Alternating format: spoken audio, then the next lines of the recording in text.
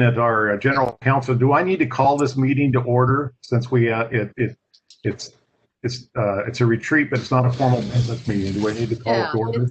It's still a public meeting, so go Okay. ahead and call it to order. All right. Well, I'll call the meeting of the Tri-County Metropolitan Transportation District of Oregon, which is TriMet Board of Directors retreated to order for November 19th, 2020. And Doug, I'll make a couple quick remarks and then turn it over to you, okay? Thank you. All right. So first off, good afternoon to everybody. I want to thank the board, those involved in the work that we're going to hear about today, the public, anybody who's listening, for just the time to go through this very important topic. And for those of you who have not been involved before, this is the time each year when we as the board meet in a more informal way to make sure we're all on the same page about what's going on and what the priorities and policy issues are that we need to work on for the next year as we move forward into our development of the next year's budget. And it really does allow the board to talk and discuss any of those needed changes or policy directions. So for about the next 3 hours, we're going to hear from those involved in helping us take a fresh look at our safety and security programs and how we can provide a safe, secure, and welcoming transit service for all riders. And that's one of our overlying values as an organization. For a little bit of background, for those of you who may be participating the first time today, you should know that improvements to our safety and security and equity programs have been priorities for this board for the last few years. And I'm proud of some of the changes that we've made during this time. And for those of you who aren't aware of all of them, I think that this morning you'll hear kind of a recap of what we have done over the last few years to improve and help address community concerns. I couldn't go turn it over to you, Doug, without mentioning the last 10 months, I think, have rocked all of us with some really truly unforeseen events that are going to shape the future for some time to come, I think. Those include the coronavirus, how lethal it is, how easily it's spread, the adverse economic impacts caused by this virus and its disparate impact on people of color and those with limited incomes, the death of George Floyd and the resultant protests to eliminate systemic racism by the police and others.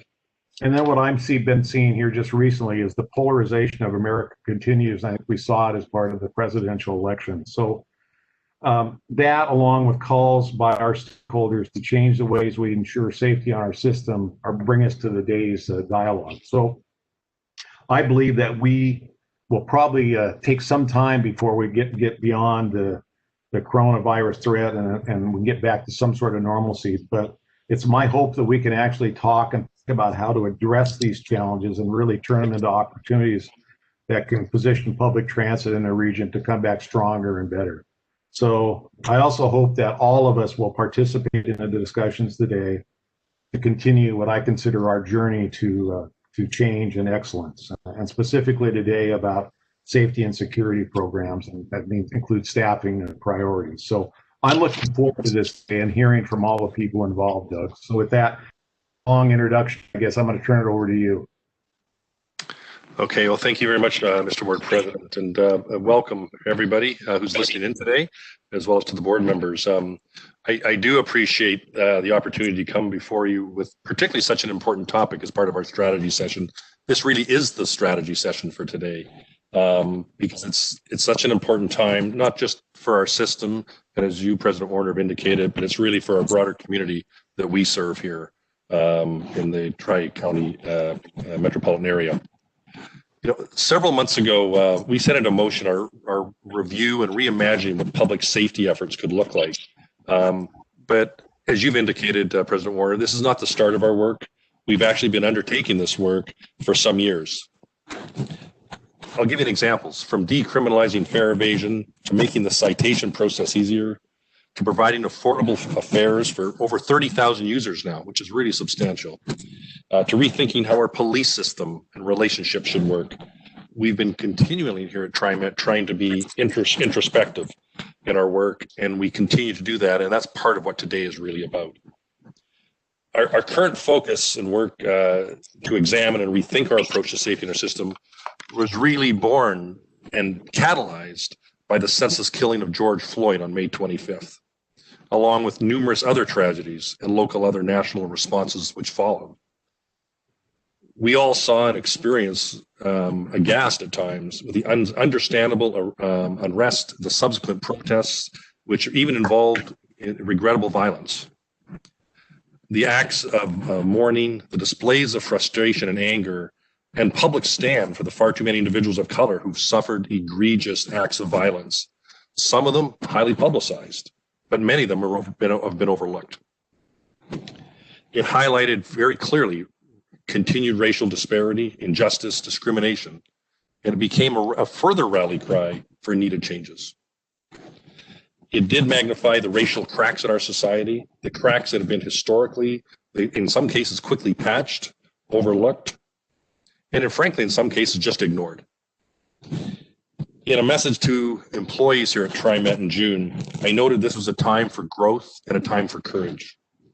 Courage to face challenges and adversity directly. Courage to identify the problems and sincerely and authentically work to solve them and create change and to chart a course of change. This is as true today as it was then. And I'm looking forward to this discussion and what we can accomplish together and some of the work that's been done here that you're going to see here shortly. You know, recently I got a question is, why did TriMet feel the need to start working on the issue when the overwhelming call for change was directed at police? Well, to me, that answer is multifaceted. First and foremost, TriMet relies on the support from local law enforcement to ensure the safety of our riders and our employees. We couldn't do it without the support of dedicated regional law enforcement. And in fact, just last night, we had 19 calls for police response across this very wide, large system. Because of this close partnership, we had the responsibility, though, to evaluate our approaches and how we can and must do better and evolve. Second, for me, when I look at public transit, I believe we get a true snapshot of our community. After all, we are a reflection of the communities that we serve. Most of it is all good, but there are challenges that come with some parts of running a system such as this. You do get a clear picture, though, for sure, of what we face every day, what our frontline staff face, what our customers sometimes see throughout the region. It can be issues with homelessness, mental health, or even basic access to transit. While it can be easy to ignore or look past, you can see the lasting effects of decades-old racism, even in our urban planning, through even historic redlining, areas of underinvestment, lack of walkable neighborhoods, and construction of highways throughout the historic minority communities, and even association with the pollution. And we're part of that pollution, and we're taking steps to correct those things. But this is not just unique to TriMet or to Portland, the Portland region. It could probably be said of every major metropolitan transit agency and city in this country. TriMet was created nearly 51 years ago now, and that was only a few short years after the Civil Rights Act and 1 year after the Fair Housing Act. It would be short-sighted, I think, to not acknowledge that we are trying to advance transit equity and our safety practices, but within a larger bubble and a larger system that's working to address structural systemic racism and bias. As an agency, we are very closely and interwoven, I think, as we all know here, with our community. We have an obligation to start conversations just like we're doing now. Back on July 20th of this year, TriMet redirected $1.8 million in police funding, as well as some additional funding to explore new community-based services to expand our safety approach. We then turned to the community, as you're about to see. We not only wanted and needed to listen, but more importantly, we wanted actionable rider community feedback to help shape and create tangible and preliminary steps to charting a new course of change, as well as helping us form longer-term approaches and plans to improve safety and the rider experience for all our customers. There are some things you will see today that we want to action in quick, some things that are going to take a longer period of time. I do really want to thank today, though, our TriMet team internally. This has been led, this great initiative over a short period of time by John Gardner, and as well supported by Marla Blagg and many others, as long as a dozen of community-based organizations across this region. TriMet allocated just over several months between 40 to 50 of our valuable staff, knowing the importance of this. And I would suggest we're probably one of a few agencies, if not the only agency in the state, that's allocated this much resource in this compressed time frame to try and chart what hopefully you will and what you will see later today. So I do want to thank this amazing team. We did have received an encouraging level of feedback from community engagement over a very compressed and sometimes really intense timeframes. I did learn, I think I've mentioned before, strategy can in fact does not have to always take a long time. I think this is an example of some of the conversations that we're going to have today. I do want to acknowledge the team did develop and launch a public survey to solicit feedback about how police and security presence affects riders. What makes them feel safe? What makes them feel unsafe?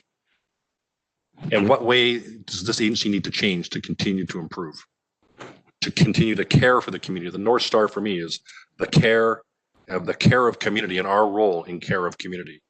And again, as we all know in our vision, mission, and values, welcoming to all.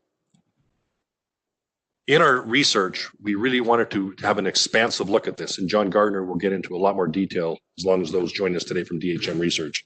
But we received more than 12,500 responses, of which 700 of them were non-English responses, which I think is terrific.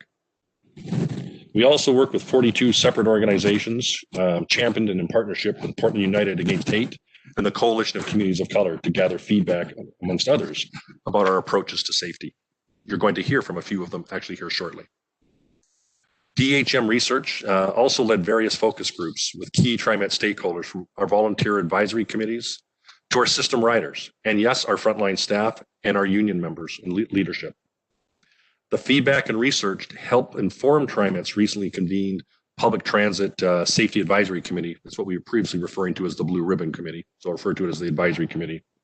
They are made up of local thought leaders and national experts, many who deliver direct services every single day to homeless, to the individuals of low incomes, and many other critical and vital groups in this community.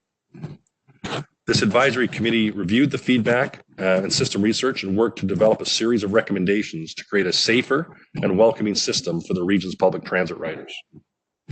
I have personally reviewed every single page of all the documents, about 4 or 5 inches thick. There's a great amount of feedback and research in this. I do want to thank everybody in the community who provided feedback, who took their valuable time to spend time with us to help us, to push us, to test us. Without them, none of this would have been possible. I also want to appreciate the advisory committee's work. It really was intense for them. There was a number of meetings, as you're going to see, over a very short period of time with an immense amount of data coming at them. But before I hand it off, I want to thank all of you as members of the board in advance of what you're about to see and the conversation, which is even more important to follow, to help us. And I look forward to really a positive and constructive strategy session that will help, as President Warner, you've indicated, help inform us as to the building of our financial allocation of financial priorities and ultimately our business plan, of which we are going to commit to execute. Each of you, I know, has great, unique perspectives, and we need to hear those today. So thank you. I do know at times, particularly in these times, we have limited resources and they're pulling in many different directions and they overlap sometimes. But what is very clear when I reflect upon this work today is what we do have in common is this is a very important piece of work at a very important time. So it's just the first step. It's not the end. Again, the North Star for me is how we translate to be a welcoming, long-term, the pursuit of being a welcoming organization and helping that we are seen as a thought leader of caring for this community. So those would be my opening comments. So what I'd like to do now is firstly remind you that there will be a couple of breaks, but there is a lot of information to come at you here today, and culminating at the end with some recommendations, and then looking for, I would solicit from everybody, a healthy and robust conversation to help give us feedback. So John, I'm now going to turn it over to you to work us through the next key parts of the agenda. So thank you. All right, and thank you, Doug, and good morning, good afternoon, President Warner, members of the board. I'm going to share my screen when Jeff gives me permission, and as Doug said, I'll begin sort of today's presentation.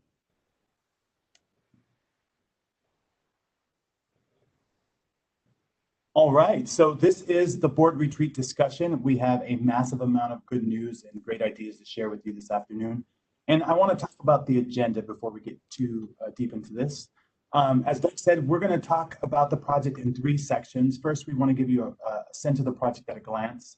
And then we're going to hear from a few of the advisory committee members. We have Marcus Mundy from the Coalition of Communities of Color, Jonathan Colon from Central Cultural, and I think we have Anthony Deloney from SDI, but we're still working on that connection. Then I'm going to provide a system snapshot as a shortened version of what we shared with the committee. And Marla Black, TriMet's Executive Director of Safety and Security, is going to give you all a snapshot of what the safety information we shared with the committee.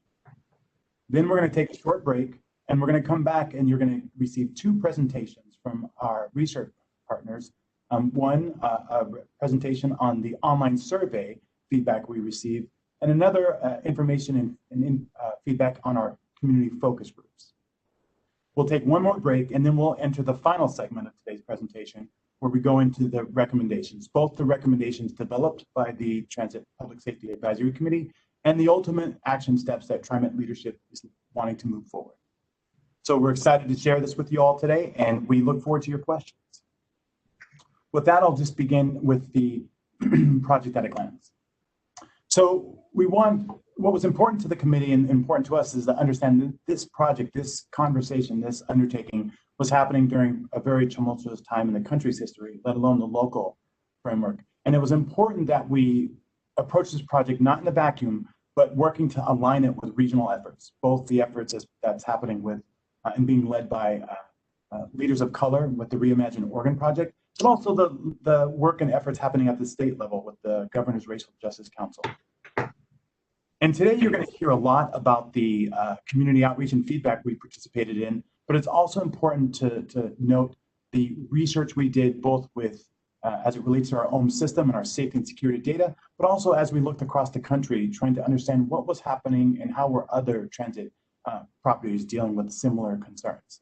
And we were able to leverage a lot of talent, both in the design of our outreach and our approach with DHM and the Coalition of Communities of Color, but also in just researching other like transit agencies and looking again at our own system with partnerships with Big Squirrel and Portland State. Now, a core component of the information you're going to hear today is all about that community feedback, which was central to everything we did and informed all of our process. And you'll see that reflected later today in the recommendations. And that would not have been possible, as you all know, without a host of culturally specific community-based organizations spread across the Tri-County area. And we are forever in their debt because they did the lion's share of community engagement and leveraging their community expertise to ensure that their communities and their voices were part of this process. And so we're very excited to share with you all later the recommendations that we were able to source through them. Finally, before I go too much further, we're going to try to get a little bit of feedback on the process from some of our community advisory committee members. We had quite a group of local talent, as Doug said, who led us through that process and ultimately developed a series of recommendations that you're going to see a little later. But I want to see if we can hear first from Marcus Mundy, who served as the committee chair, and then Jonathan Colon, and then I'll try to work to get Anthony available today. But Marcus, do you mind just sharing a little feedback to the board around the process, your experience, and your thoughts and hopes for this work as it moves forward? Yeah, I'm happy to do so. Thank you for letting me talk to you today. I'll share a few written thoughts and then some extemporaneous thoughts. So thank you to the board for letting me be here today and talk to you. I'm glad to see, I should note that it's such a diverse board at TriMet, which we haven't seen in a long time, diverse in age, diverse in gender, diverse in ethnicity. The community sees that and they noted that, so that's very important. I did want to talk to you today, share a few of my thoughts about the Transit Public Safety Advisory Committee, TSAC. I don't know how you pronounce that acronym, but there you go. And I might have been called the chair of this committee, but it was more of an honorary title. The work was led by many others, my co-chair, Jonathan Colon, who you'll hear from, the members of the committee, and also just all the community organizations that participated. It was important. You saw the list, or you heard about the list. There were at least 42 community organizations and 12 or 13,000 people that were contacted about this process. So I'm very proud of that. I'm very proud that so many people were contacted, that surveys were done. Even my own research team helped participate in the construction of the survey tool. But I don't ever want us to forget who got us here, and that was George and Brianna and Ahmad and so many others. And so my only goal in this process is to uplift the voices of community. And there were some missing voices in this, and I want TriMet as we go forward to make sure that we're always including the CBOs, even if we disagree with them, that bring something else to the table. But I am glad, the product will be better, but I am glad so many voices were heard from.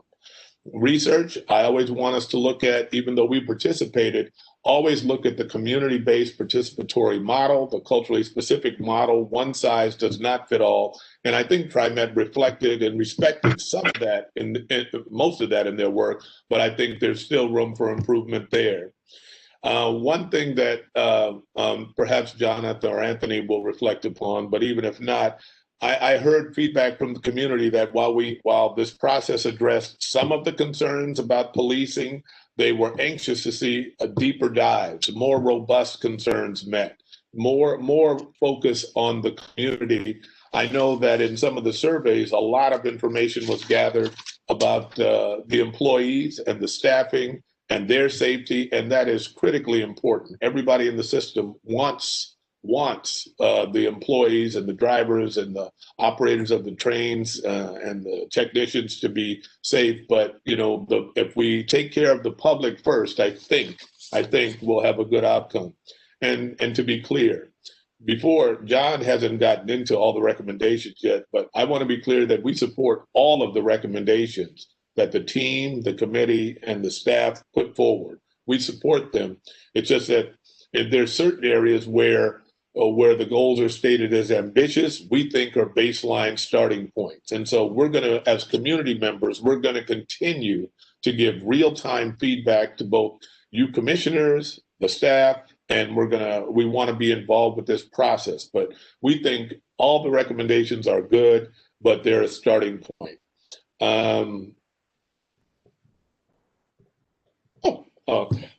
I know it's tough for TriMet because TriMet is trying to thread a needle, and the community is trying to change a whole system, a whole transportation system. So we do have to meet in the middle, but I never want to discount the concerns. And TriMet had some trust building to do with the community as well. That came up several times in the process and the conversations. And to be fair, I think they reflected that in some of their findings and some of their recommendations. And again, they have 3 very strong recommendations and then a series of mid to long-term recommendations. And so I want us to talk about all of that because the community thinks there should be maybe a little bit more pace on some of the longer-term recommendations. So again, what I can promise you as a community member is to continue to push, to continue to work with TriMet. The process itself, though, it was inclusive, it was strong. I was glad to be part of it. We're not all singing out of the same hymnal yet, because as John mentioned and Doug mentioned, it was a rapid process. It was high intensity. There were a lot of meetings and a lot of moving parts and some tough time frames, but everybody, as far as I know, everybody that was part of it is willing to engage more. So I'll wrap up with this, is that, and I haven't talked about it yet, but 1.8 million is not enough. So you'll hear that repeatedly, both from community and maybe even internally at TriMet. For a $1.64 billion budget, the scale must change if you're really going to make these public safety changes. This whole thing will be doomed without community participation. And that's not to say it's doomed. That's just to say we're here and we are your partners and we'll be there. And again, Doug, at the very beginning, spoke about racial cracks in our systems and society. And I appreciated him saying that. But the CBOs you deal with are dealing with racial canyons and not cracks that separate our communities from public safety.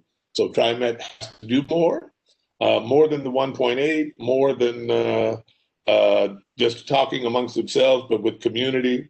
And this process was a great start in those conversations. This process I'm proud to be part of, and we all appreciate this good start. And so I'll turn it back to you, John, but thank you for letting me share those thoughts. Thank you, Marcus, and thank you for being candid and just willing to work with us as we continue to move forward.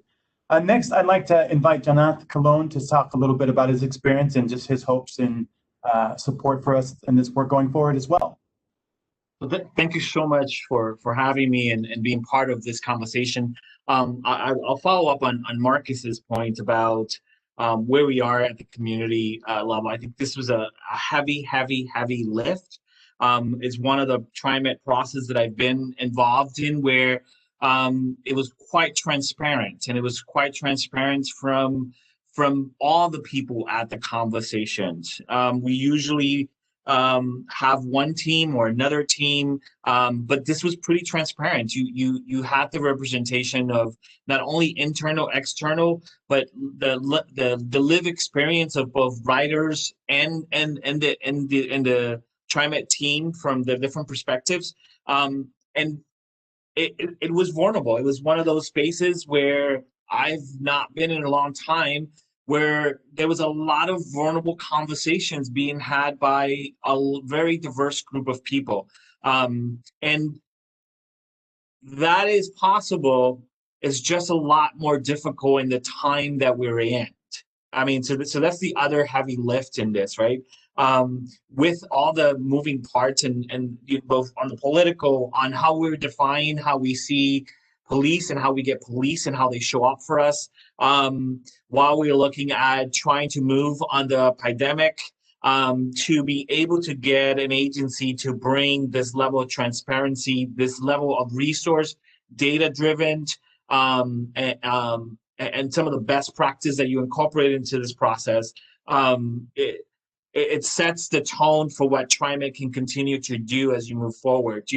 I would be remiss if I don't recognize that we would have not been here, in my opinion, if it wasn't for the goodwill that have been built with the work of Martin Gonzalez, el señor John Gardner, who's here, Roberto, Nathan, Maria, and our Title VI guy, Mr. Green, who always reminds us of some of those deep dives of all the other compliance things that we have to deal with. From a community perspective, I'm in Weston, Washington County. We use all the modes of transportation on sort of a rural setting. I happen to live in outer southeast, so trying to find a bridge on what was being said, it was totally covered within the different perspectives that were there. One of the things that I would add to this is that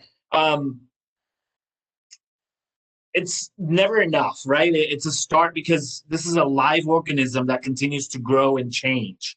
So I have to recognize that. I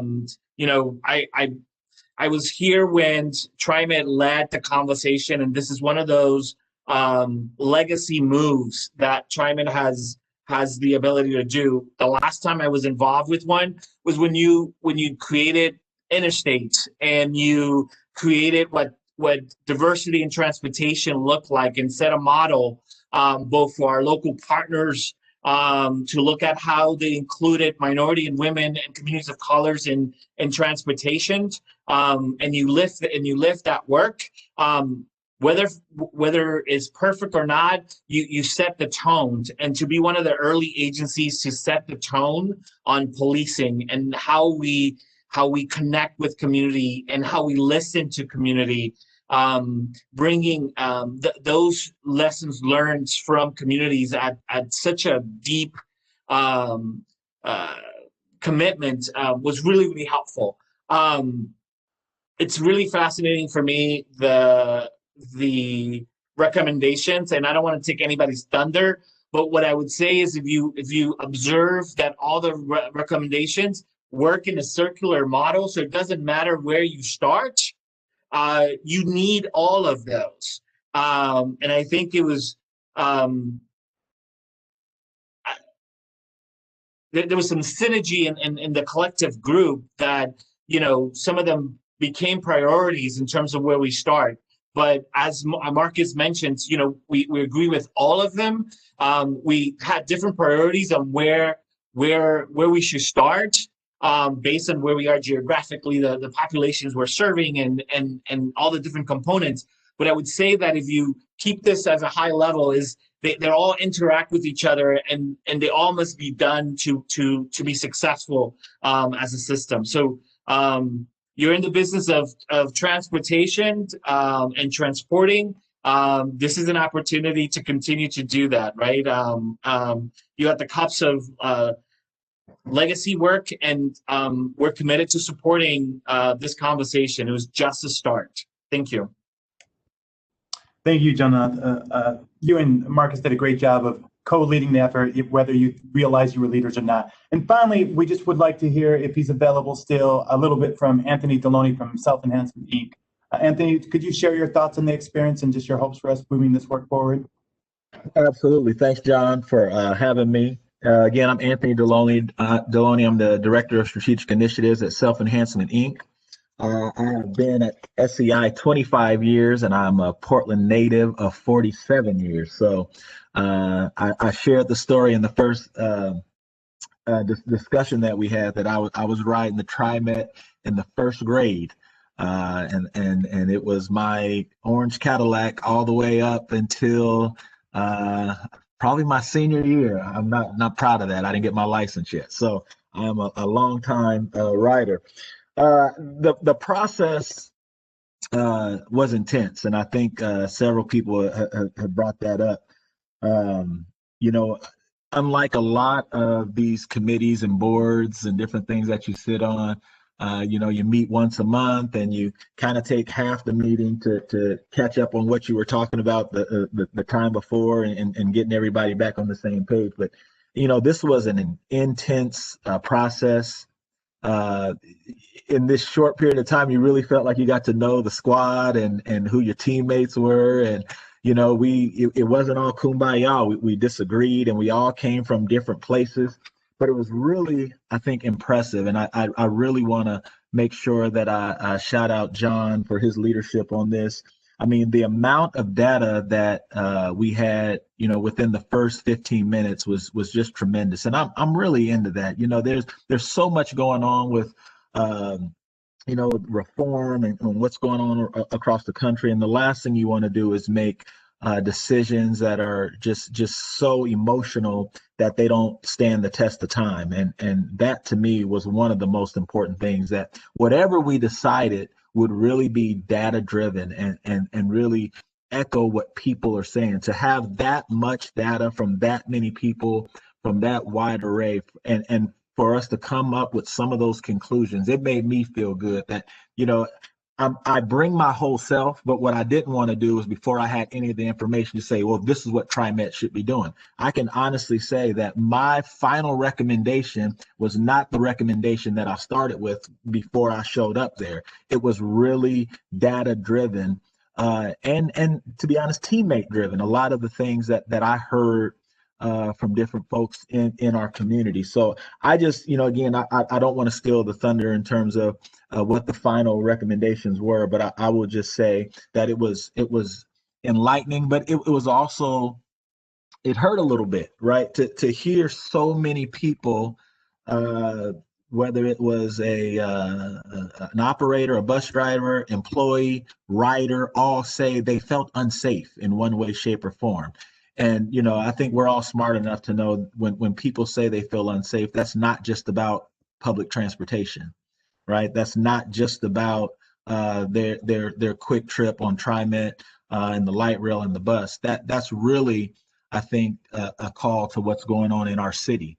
And so I think that, again, this work is impressive. This work will continue to go. We have the ear of the country right now. We have the ear of the world.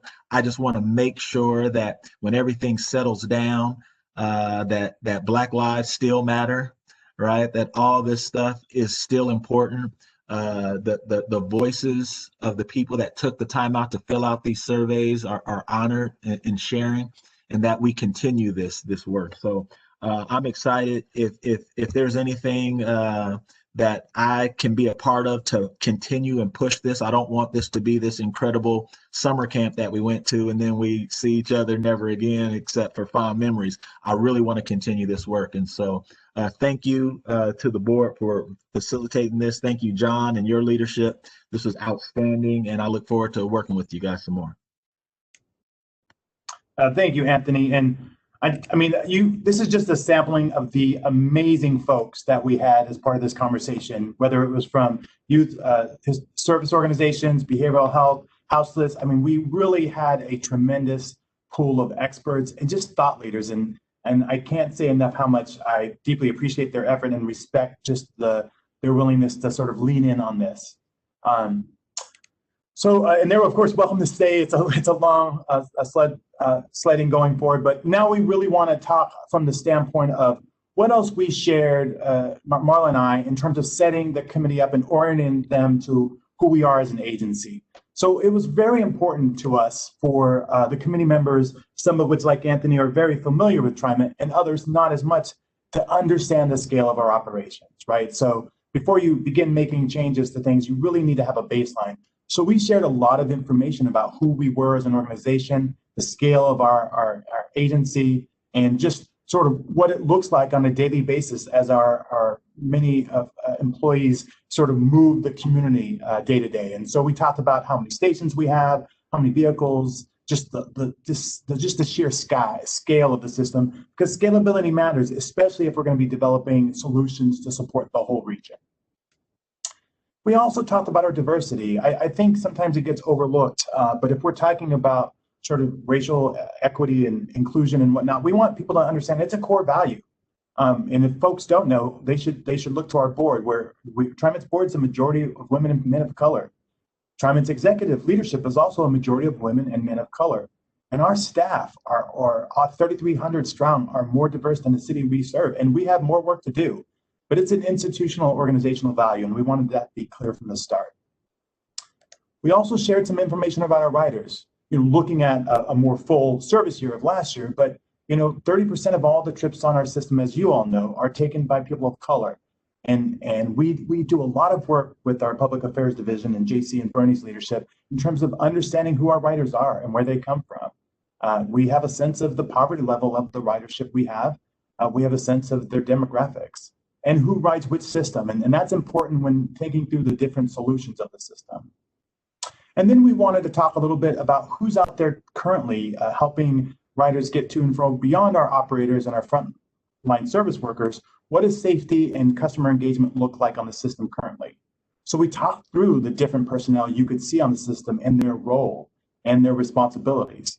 Again, before we jumped into developing solutions or changes or recommendations, it was important for us to make sure folks knew exactly where we stood and how we were organized. We also wanted the committee to understand that their work was not happening in a vacuum, right? That TriMet has a long history of community engagement, and we have set up a series of community forums on a monthly basis to ensure that the voice of community is part of everything we do, from our TAG Transit Equity Advisory Committee to our Committee for Accessible Transportation, or our Youth Committee, or our Language Advisory Committee. We're in this for the long haul, and long after this committee and the advisory committee work is finished or moves forward, we have other forums for people to continue to be involved in our processes moving forward. But then we needed to transition to safety and security, and that's when we were able to hear from Marla Blagg, who will take over and give just a brief snapshot on some of the conversations we had and what was shared related to safety and security and how it's currently organized. And Marla, I'll go ahead and click your slides, but I'll let you tell me to advance them when you're ready. Great, thanks, John. Thank you so much for that. And yeah, this is just a tiny little snapshot. The following information is a sampling of the information we shared with the committee to provide them with a baseline from some of the challenges and obstacles facing the division. Next slide. So COVID has reduced capacity due to the governor's orders and suspension of outreach and homeless services. This has caused a spike of non-destination riders and the consequences that have caused additional pass-ups for essential riders or essential workers, increased calls for security, and an uptick in customer complaints. Some of the other challenges that we have, and we're not getting into too much on the data here, but TriMet databases and systems were not actually designed to measure safety and security on the system. We have one system that is designed for operational maintenance issues that is done out of the Operations Control Center. And our customer service database was designed for the customer experience platform, and again, not used for security. So one of the identifications that we needed to solutions is to increase technology in IT systems so that we can have better intelligence and data analytics, so that we do have real-time reporting to 911 and crime reporting software. Staffing has been an ongoing challenge. In early 2019, fair compliance staff was 3 dedicated employees. It has taken the agency a year and a half to increase the size to 18. Now, 18 sounds like a lot of staff on the system, but really at any given time, that's 4 to 6 employees. And also, as we're aware, staffing for our police contracts has been challenging, with the city of Portland pulling the Portland Police Bureau out of the TriMet contract. Security shortage is an ongoing issue. In the Portland metropolitan region, the demand for security personnel exceeds the number of available resources, and marketplace pricing actually affects recruitment and retention of our contract. Next slide. So TriMet contracts with private security firms and neighborhood organizations to provide security presence and deter crime. It takes a comprehensive approach, integrating security personnel, an expanded code of conduct, staff, technology, system design, and partnerships to keep our systems safe. The Transit Police is a dedicated unit comprised of officers and command staff from various jurisdictions within the 3-county region. TriMet Police and other security personnel provide a visible presence on our system. Over all of our construction projects, TriMet embraces crime prevention through environmental design, which SEPTED's goal is to prevent crime through designing a physical and safe environment which deters criminal behavior. And other infrastructure protection includes lighting, access, key control, fencing, cameras, and intrusion detection. All of this helps us protect our infrastructure to a higher level and degree. We also have all of our employees trained in reporting a suspicious activity, and this is particularly around bombs and other devices, and we use a training called HOT. So if it's hidden, obviously suspicious, and not in a typical area that you would normally see. Next slide. One of the most important things that we have found through our research is for our like transit operators, providing around 100 million trips a year, that TriMet has a very relatively small security and policing presence. You'll see on the left-hand side of the chart, Denver RTD has less armed police, but over 100 of their security officers are armed, and most of them actually enforce code and fare. So in comparison, we have 18 employees enforcing code and fare, and Denver RTD has well over 100. Or maybe even 300.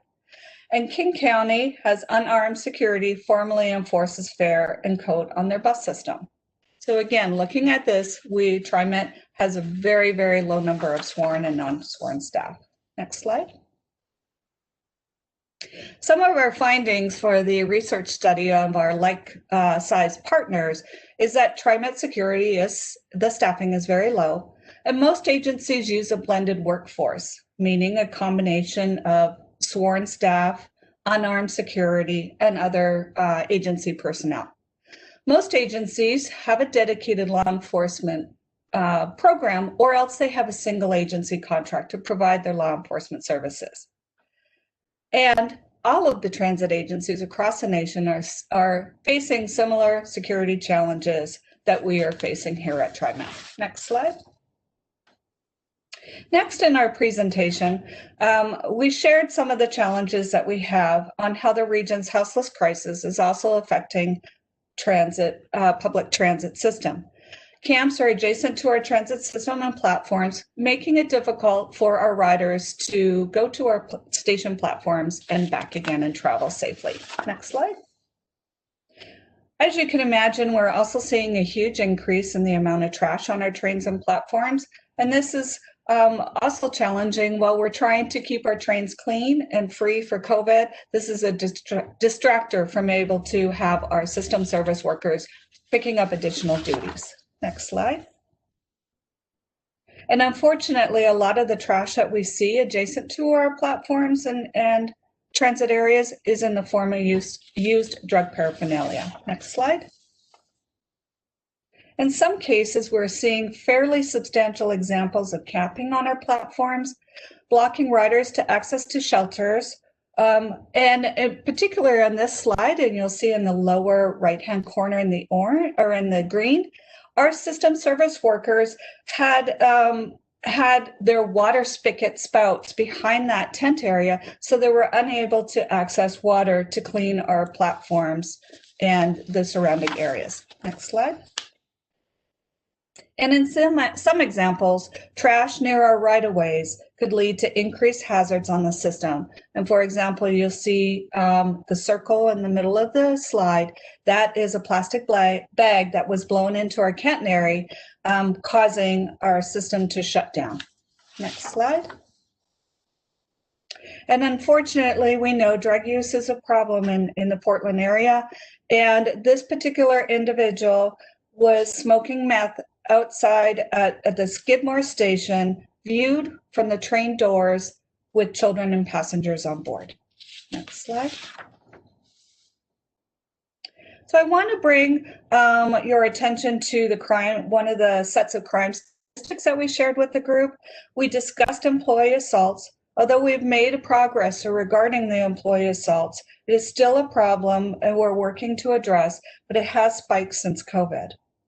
In the last 10 months alone, the G4S staff, the G4S had over 11,000 contacts with our riders regarding code offenses on behavioral violations such as smoking, skateboard, and other code of conduct violations. Next slide. And this slide represents the number of unsolicited customer complaints TriMet received over the past 10 months related to security.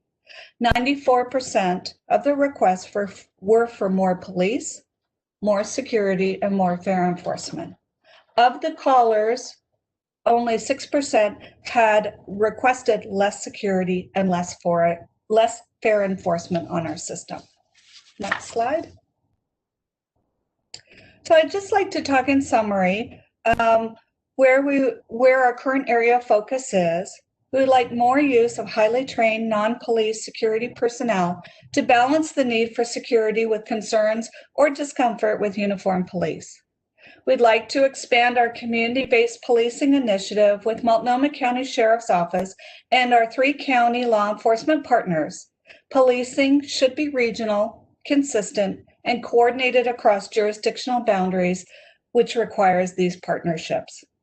Customer service training for our staff to provide proactive, friendly rider interactions, and de-escalate and use police only when needed. We seek to prevent dangerous incidents through proactive measures where serious incidents occur, and we seek to de-escalate and use police only when needed. Security and policing practices and outcomes should be transparent and accountable, community-based, and proactive rather than reactive. Therefore, our vision to reimagine public safety is to provide excellent policing security services using partnership, innovation, technology, and technology, and serve our riders with respect, integrity, and build public trust.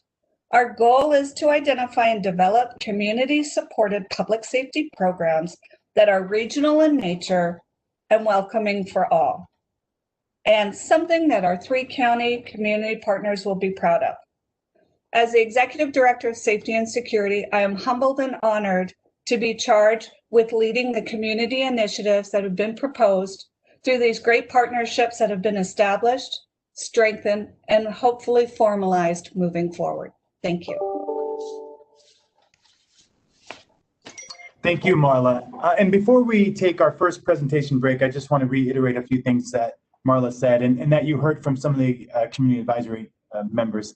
You know, what you just saw was a very brief snapshot of some of the things we shared with the committee over the first two meetings, which lasted about 4 hours. But we wanted you to have a context for, like I think you heard from the advisory committee members, we were very transparent about our system, its operations, the different divisions, how it works together, but also some of the challenges that the system faces. And we were able to show them direct research on system outcomes and incidences. So they really had a better understanding of some of the things we're facing, which we think position them in a really good place to make recommendations. When we come back from the presentation, we will then dive into some of the feedback that we received both in our online research and in the community focus groups. So we're almost through our first hour of the meeting. And I think, President Warner, were you thinking about 5 minutes or so, or something to that effect? Yeah, that's if that's okay with the board. I think 5 minutes good. Before we go on a break, I just wanted to make sure there wasn't any of the board members who had any comments or questions for staff on this before we moved into the break. So I'm just gonna, I don't see any hands raised on here, but I'm hearing nobody speak up. So what I would say then is let's just take 5 minutes and come back if that's okay with everybody. So my watch says 1:55. How about 2 o'clock or shortly thereafter? Okay. Please go ahead if you want to. I think hopefully everybody's back by now. We should be back by now. So go ahead. Okay. Yeah, I just want to make a comment because I was hoping that this would be addressed, but in the last slide, or page 27 of that slide, when Marla was doing a great job talking about just what are some of the ways that we're going to move forward. What I didn't hear was more culturally sensitivity and bias-free practices. So I just wanted to make that comment because I just wanted to highlight that that is a big part of the work that I think we have to undo and unlearn as we move forward. So, yeah, I think, Director Way, this is Marla. I think you'll see that coming up more in John Gardner's presentation. Okay, thank you. You're welcome. I might add, it's Doug. You'll also see it in the recommendations quite strongly. Good. Well, John, are you back? Are you taking it from here again? I had a question. Okay. Ozzy, yeah, please. It is. Thank you. Thank you very much, Director Warner. I was thinking about a follow-up question regarding Mr. Mundy's testimonial. There was a comment suggesting some additional information and perspective about TIAC related to the room for improvement. And I didn't know if this was the moment to ask or if we're having that at the end. First off, is Marcus still with us? I don't think he is. Okay. John, do you have any comments on that? Maybe we'll hold that to the end and be ready to talk about it at that time. Either way, and Director Gonzalez, can you say that question again? Yes, thank you. During Mr. Mundy's report out, he made suggestions about thoughts around TIAC as the community organization, and during the testimonial recognized room for improvement, missing voices, CBOs, which I believe meant community benefit organizations. I wanted to just clarify that for the record. And I just wanted to follow up and see where that room for improvement was. So I was hoping to get a little bit more perspective on that. But I see Marcus is with us here. If you wanted, I could respond to that very briefly. Thank you. And I wasn't sure if this was the moment. Thank you. Who would want to leave this scintillating meeting? Who would want to leave? So let's be clear on that. But sorry, I had just got some coffee. And then I don't know what TIAC, I think I was saying the TPSAC, the transit committee that was convened by John. So that was the first clarification. But as far as room for improvement, again, while the process was very expansive and inclusive, I just think we can always have more partners in And the community, because I had mentioned somewhere in there about the trust factor, because the community and community policing in general, not specific only to TriMet, but because the community and public safety issue is so real time in our face right now, the community is really wants to be part of any decision-making trains. They want to continue to be collaborative and not just have something happen over here with TriMet. They want to be included in lockstep. Right now, I think we're directionally correct, going in the same direction, TriMet in the community, but we're not in lockstep. There are some very clear conflicts. So I just wanted to try to make that clear, that the community be included every step of the way, and that TriMet actually listens to the community. That's it. Thank you, sir. Thank you. Okay. Warner, I have a question. Sure, please. And Mr. Marcus Mundy, thanks for thanks for giving us your presentation. You know, we as a board, we actually don't get a lot of opportunity to talk with guests such as yourself. So I wanted to just ask two questions that I've just been sort of thinking about when you were sort of saying your piece. So the first thing that popped into my head was you had said something that, you know, $1.8 million is not enough for a $1 billion budget that we have as an agency. So for you, just your own perspective, what do you feel like is a good amount to fully, you know, reimagine and transform our practices? So you're asking me as a community-based person to tell you how much you should share with the community for good ideas. I don't think there's a cap on that number that I could give you, but wherever we're starting, you know, I mean, I don't have a number in mind, but I will say this. I will say that your budget reflects your values. Your budget reflects your priorities. So if, as important as the work that we did in that short crucible of time, as important as that work was, if we're going to say that 1.8, which is probably about a 0.1% of your overall budget, and you think these issues are important, you know, I would flip it back to TriMet and say, how much is it important to live your values of public safety, of equity, of community participation in the process? So wherever we start, I could say, oh, 10 times that, 100 times that, and both would be real. Both would be doable, both would be reasonable, but I don't know the number. I just know that if you continue to work with community and we identify specific area after specific area after specific area, if you lead with your values, then the budget will reflect that, and the budget will name itself because you said, this is important to us, this is what it costs, and we're going to go forward with that. So kind of a weaselly answer because I didn't have a number in mind, but I just, if TriMet leads with its values and they value equity and they value public safety, then they'll listen to community and come up with a shared solution. Thank you. Just my last question is, you know, we have heard the word community, right, be an ongoing theme in this conversation, but I want to be really clear that, you know, what led us to this moment in time is really the murder of Black men, right? And so I want to talk a little bit about Blackness and anti-Blackness. And this is a question for you, Mr. Mundy, is do you feel like in the committee or in the task force, conversations around anti-Blackness, did that come up? Well, two things. One, speaking on behalf of all Black men, please don't kill us. We don't want to be killed. Number two, your specific question about anti-Blackness, it did come up in the committee, sometimes directly, sometimes obliquely. It wasn't unheard of because you can't really have a public safety conversation anywhere in the country anyway without raising anti-Blackness. So it did come up. It came up in spots in some very personal, emotional stories shared by people of their experiences on TriMet or in general. And then it came up several times as people recognized what brought us into this space, which was the moments you spoke about, the murder of George Floyd, but others. So it did rise up.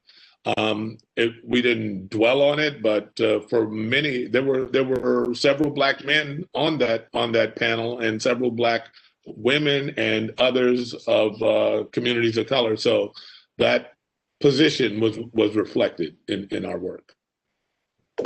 Thank you. And I just want to extend, again, gratitude and just appreciation for you and so many others for giving just your time and emotional energy to be part of this work. So thank you.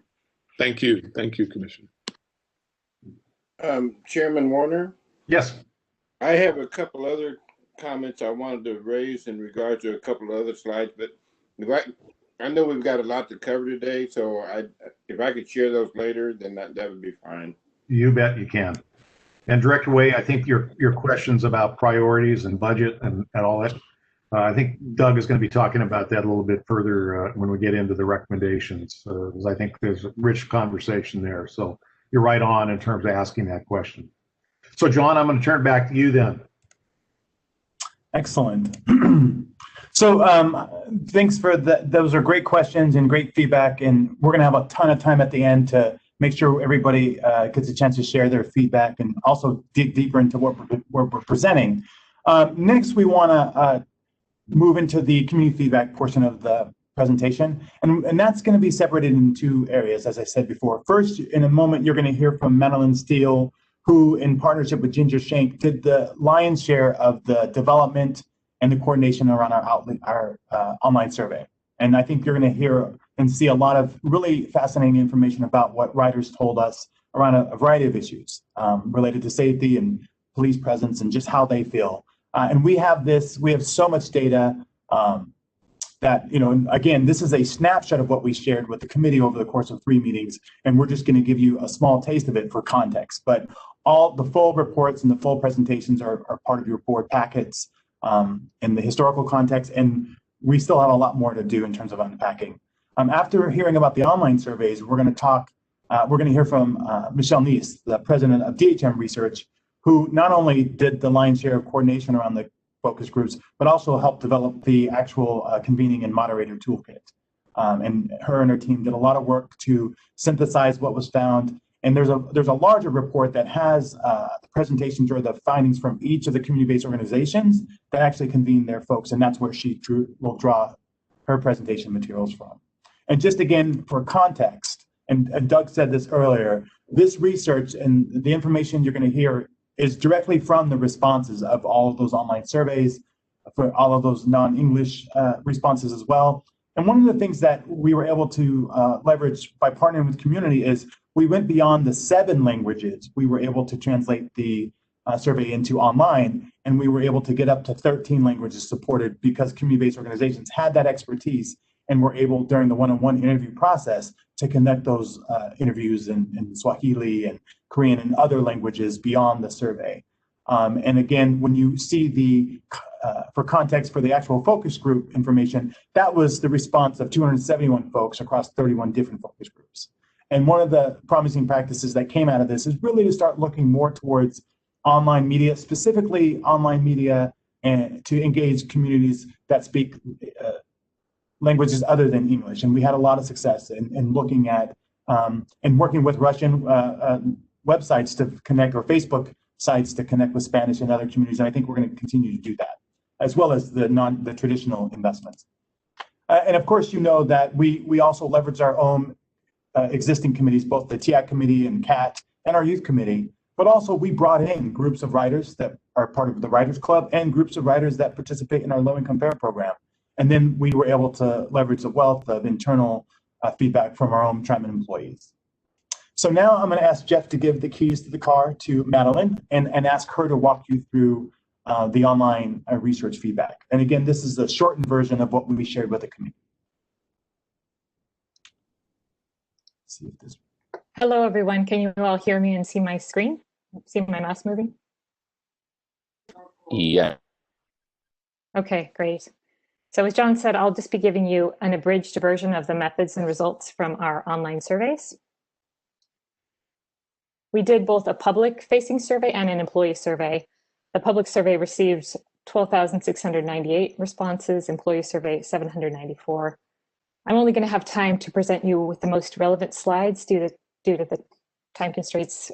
You do have the longer version though in your packet. So we'll start with the public survey. As John mentioned, it was available in 8 languages, English, Spanish, Russian, etc. And we emailed it out to tens of thousands of people, the Writers Club, low-income cardholders, TriMet business partners, WorkSource Oregon, and more.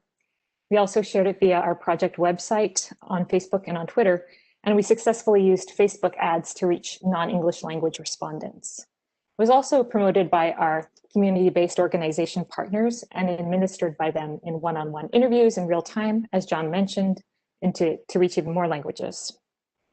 And we left this survey open for a long window from August 17th through October 7th so that as many voices as possible could be heard. And again, close to 13,000 completed surveys for the public facing. So a few caveats before we get into the results. First and foremost, this was not designed or intended to be a scientific poll that would be a random sample of the people in our area. It was really envisioned as more of a massive online listening session, just trying to cast a broad net, hear from as many perspectives as possible. And one thing that I do want to point out is shortly after we released the survey, there was a lot of activity around it on Twitter. So for example, here's a tweet from August 19th. Hey you, what if you took the survey and told TriMet there should be no cops and no fares on public transit? And so a lot of the people who were sharing it with their friends and followers, they shared a link without the source tag. So we can sort of break this out a little bit and look at this group of folks. It made up 24% of the total responses, and they were more likely to be younger, whiter, and non-binary or other gender identity. And I want to note that as with any survey, there was self-selection bias involved. Given COVID, protests, economy, and wildfires, this just may not have been a priority for many people. So we were more likely to get responses from passionate individuals on either end of the debate about policing. So here's a look at the demographic breakdown of our respondents. We had 52% identifying as female, 40% as male, and 8% as non-binary or other gender identity. Good distribution across our age groups. And our income level, we had 27% at or below 150% of the federal poverty level, around 30% transit dependent, and 27% people of color. So for these 3 categories, we were happy to see that this is a pretty close match to the demographics of the region. And here's a finer grained look at the race and ethnic identities of our respondents. This is select all that apply. And here are the details of the survey language. So about 94% of our responses were in English, about 6% in other languages, primarily Spanish. We had representation from all 3 counties, as well as Clark County across the river and other counties. Most respondents were from Multnomah County. 21% of our respondents identified as having a disability or other impairment. And again, 24% of respondents, we didn't have the source tag, the metadata. So that was mostly associated with that Twitter activity in August. So we'll get into some of the data now. We started our survey out by asking people about their feelings of safety and welcome on TriMet. One of our questions was, prior to COVID-19, how safe did you generally feel on board MAX? And here you see the total results. So about 64% of people felt safe on MAX before COVID, 15% neutral, and 22% total felt unsafe. And certain groups were more likely than their comparison groups to feel unsafe. So Native Americans significantly more likely than white people to feel unsafe. Similarly with Black people and people of color in general. Disabled people more likely to feel unsafe than those who did not identify as having a disability. And we also asked about bus. I'm not showing this due to time, but it was a similar overall pattern. Although people tended to feel safer on buses, overall the total unsafe was just 14% for bus. So we followed up that question for those people who felt unsafe on MAX with a question about what made you feel unsafe. They had this menu of options and they could check all that apply. The most commonly selected one was other riders, followed by lack of transit police and lack of unarmed security. And we were curious which groups were most interested in getting more transit police or more likely to have transit police make them feel safe. So these groups here, compared to their comparison groups, were more likely to select lack of transit police. Those 65 and older, Black and African American respondents, and those who completed the survey in a language other than English. So we also asked, prior to COVID-19, which of the following, if any, helped you feel safe when writing TriMet?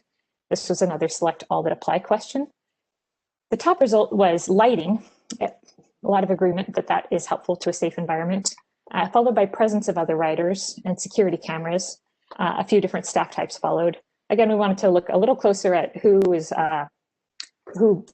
transit police make feel safer. So these groups here were more likely than others to choose presence of transit police to make you feel safer. So non-English survey respondents, 65 and older, etc. We asked, how welcome do you feel when writing TriMet? And so 71% total felt welcome, many feeling very welcome. 23% were neutral about this, and 6% overall felt unwelcome.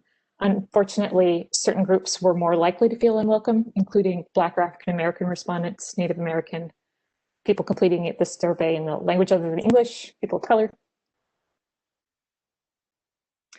So then we followed up those questions with some questions about respondent support for alternative approaches to safety and security, or how they thought we should spend the $1.8 million.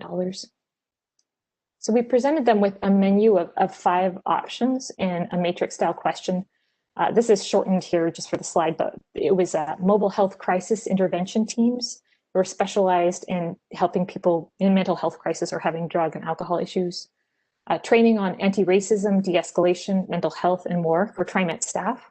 Transparent reporting about crime, community grants for writer advocates, and a phone app for real-time reporting. And the mobile health crisis intervention team idea was the most popular with our respondents. 88% of them were supportive. So the scale goes from very supportive through neutral through very unsupportive and don't know. Training was next, and then reporting.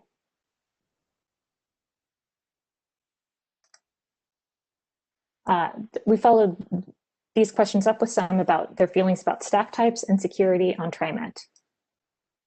So we had a similar matrix. When thinking about your personal safety, how important is each of these staff types? On-street customer service, unarmed security staff, transit police officers, and fare/code inspectors, with the choices being from very important through very unimportant and don't know. And so on-street customer service was identified as very important to feelings of personal safety by a majority of the respondents. This was followed by unarmed security staff, and feelings were more mixed about transit police officers and fare/code inspectors, with a decent number of people saying that they were actually very unimportant to their feelings of personal safety. So some of that anti-policing sentiment coming through here in these responses. We then asked which of these statements best matches your point of view, statements here at the left. So 35% of people agreed that there isn't enough security on TriMet. 17% thought there's about the right amount of security on TriMet. 22% thought there's too much security on TriMet. 14% said they didn't know, and 12% said none of the above. So groups here are the groups who are more likely to think there isn't enough security on the system. So again, non-English survey respondents, those 65 and older, Black, African American, people of color, and here are groups more likely to think there was too much security.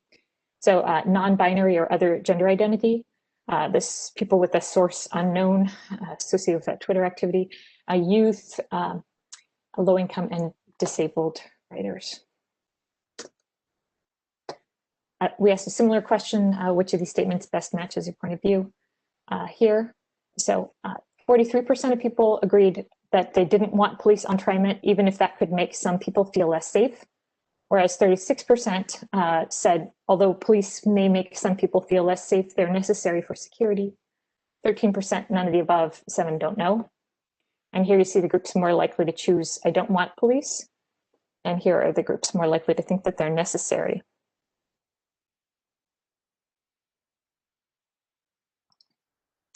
So key takeaways from the public survey. People do want to see more TriMet staff on the system. However, while it's clear that more customer service and unarmed staff are preferred, feelings are mixed about transit police. And among the alternatives given for spending the $1.8 million in funding, people were most supportive of creating a crisis intervention team, followed by training on anti-racism, cultural competency, mental health, and de-escalation.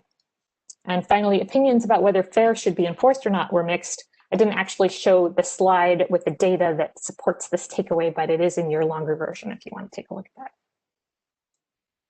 So quickly, we'll go through some of the highlights from the employee survey. Again, we had 794 responses, a good response rate for TriMet. 45% of those respondents were frontline staff, and they self-identified at the start of the survey as frontline if they interacted with riders face-to-face on a regular basis. And in this survey, we asked similar questions to the public, some of the same questions, but also some tailored to our staff. So for our frontline employees, we asked, how safe did you generally feel when doing your job before COVID?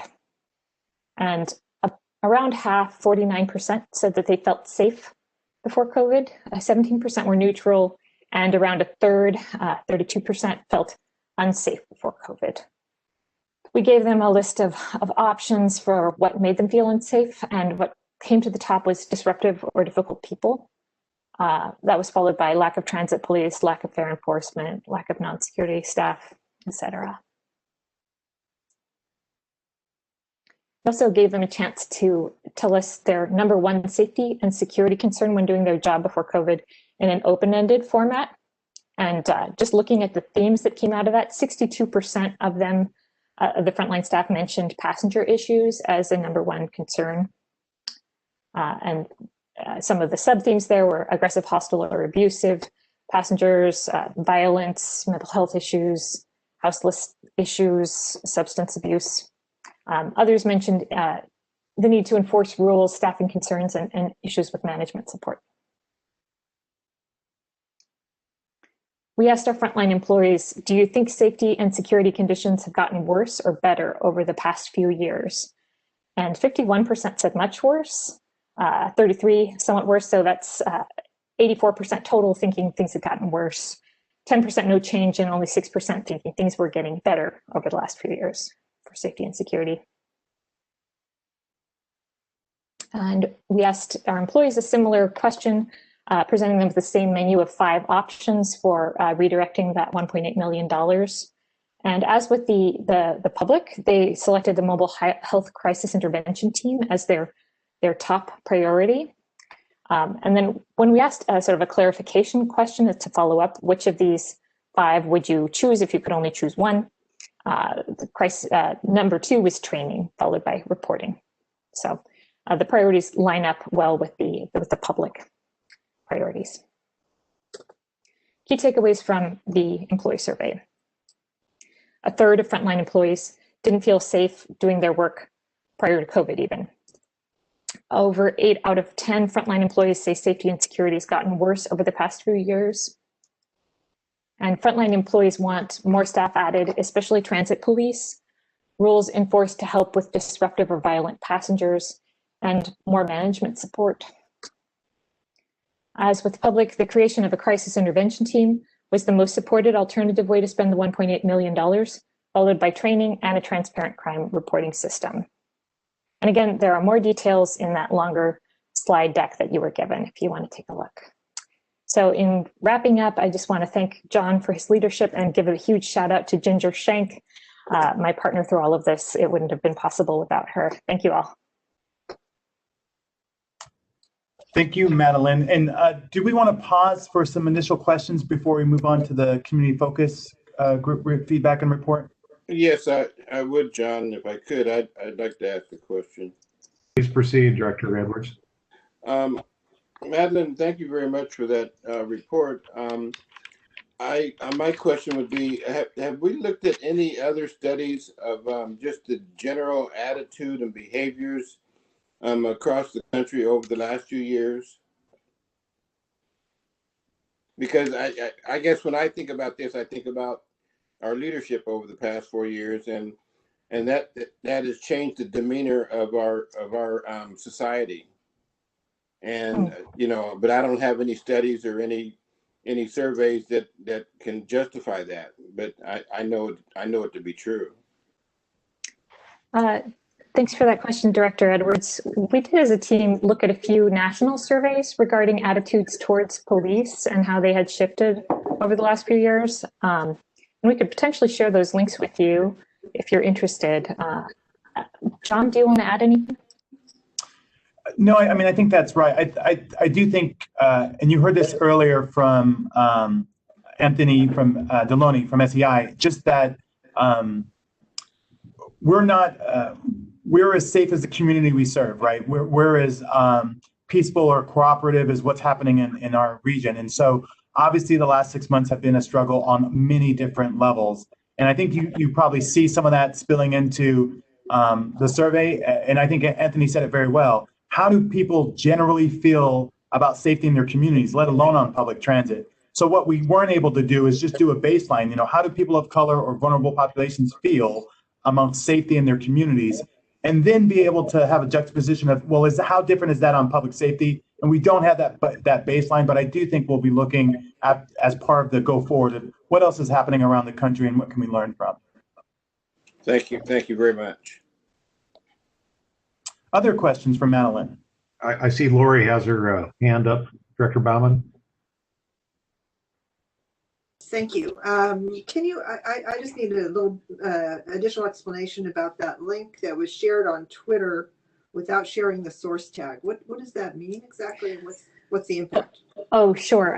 So we created a unique link for all of our different distribution channels, including Facebook and our website and our CBO partners, so we could see where all of our responses were coming from. The Twitter activity, they had a version where somebody had shortened the URL, so we didn't have that, but we think that a lot of those ones without sources were associated with the Twitter activity, which was mostly from folks who were expressing anti-policing attitudes and encouraging people as here's a way we can get our voices heard. We can help get transit police off of TriMet. So does that answer your question, Director Bauman? Yes, that does. It's interesting to hear, though, that with other responses, you can tell where they came from. I mean, were there some particular channels that were particularly good in eliciting responses? Yes, more responses came from our Writers Club than from any other channel. The Writers Club is nearly 60,000 people strong, so that was not surprising. But we could send you more data about our distribution and our response sources and channels if you're interested. Great. Thank you. Director Way, I see your hand is up. Yes, thank you. I finally figured out how to do the hand raising thing after a while. Madeline, thank you so much for the presentation. My question was just around any potential demographics that were collected for employees. Did we collect any demographics that you'd like to share? Or? Yeah, we do have demographic information, not as much as for the public survey, but we asked about gender identity and race, ethnicity identity, how long they've been with TriMet, whether they were union or non-union. So that information is all available to you if you would like it. That would be helpful. Great. Thank you. Yeah. Other questions or comments from the board? I think they're probably all holding them for the end, John. So okay. I would say we ought to keep moving here. Excellent. Thank you, Madeline. And again, Madeline and Ginger did a ton of work, and we're eternally grateful. Next, we're going to hand the reins over to Dr. Michelle Neese, president of DHM Research, who is a long friend of TriMet and has done a lot of work for the agency. They too took on multiple responsibilities and were just instrumental in bringing not just this data to you, but even helping us sort of design the process. So I think she's just going to go ahead and share her screen and give you a presentation on what was some of the findings from the community focus groups. Michelle.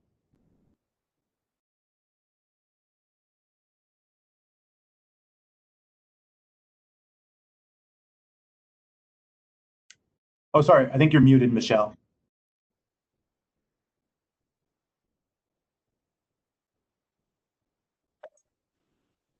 Okay, thank you. Someone help me. The little unmute button disappeared when I shared. Thank you all for having me here today. And I am happy that we were able to support TriMet in this work and look forward to hearing more about how you move forward.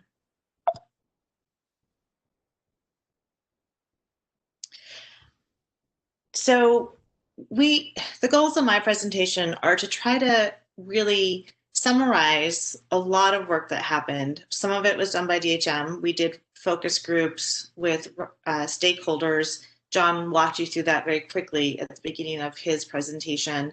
So we did focus groups with different writers, with some of TriMet's internal communities, with various employees. We also helped support community-based organizations to hold their own focus groups.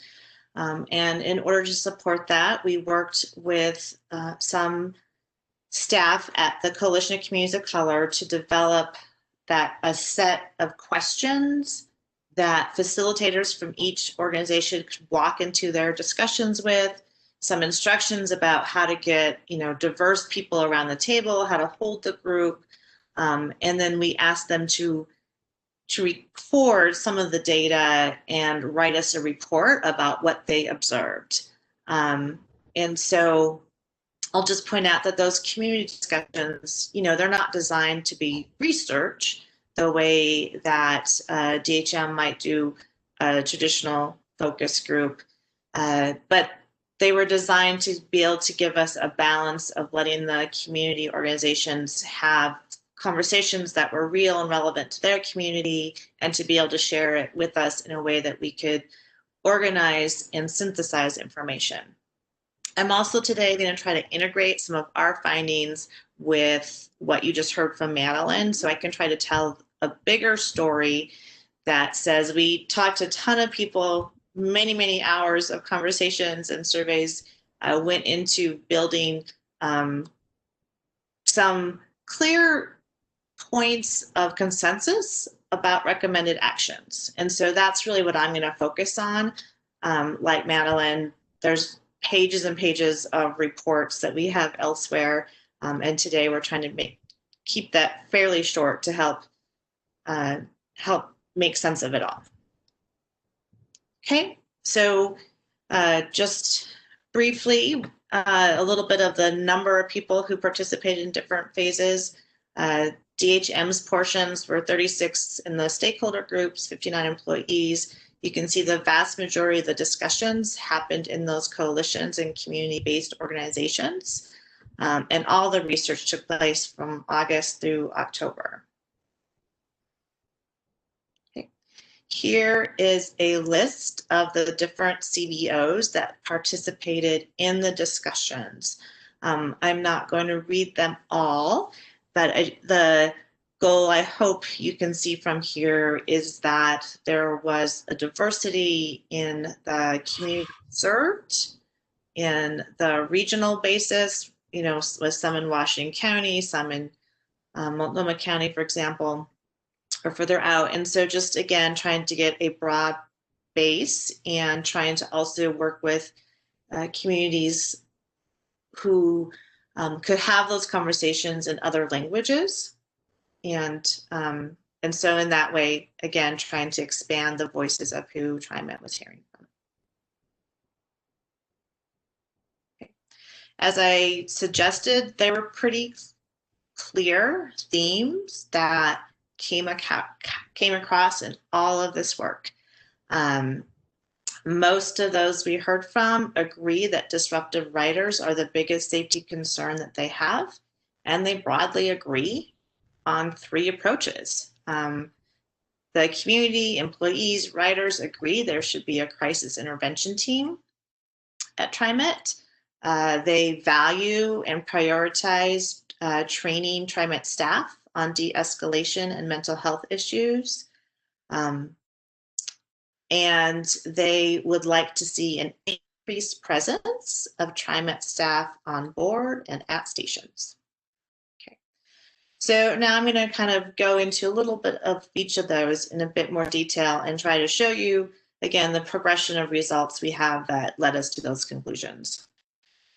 You just saw in Madeline's slides responses from the public survey about how safe people feel on bus and MAX. Those are those two columns on the left. And then on the right, you have how safe people in the focus groups feel. And so what is similar is that people tend to feel a little bit more safe on the bus compared to MAX. And then the feelings of safety might be a little bit lower in the focus groups. Again, they're not designed to be scientific. And also, I think that reflects the fact that those focus groups intentionally were talking to some of the communities who said that they, in general, feel less safe on the transit system. Okay, as you just saw in Madeline's data, this is a repeat of that. People on both the bus and MAX, when they said they don't feel safe, it's mostly because of other riders.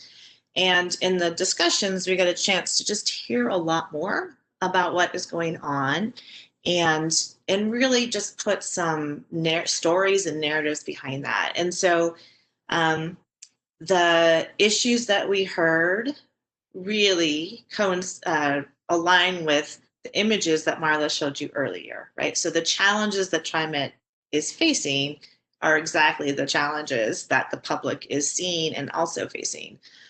So aggressive behavior is one issue. Substance overuse comes out with seeing people use drugs or sell drugs or having intoxicated people who are very loud on the system.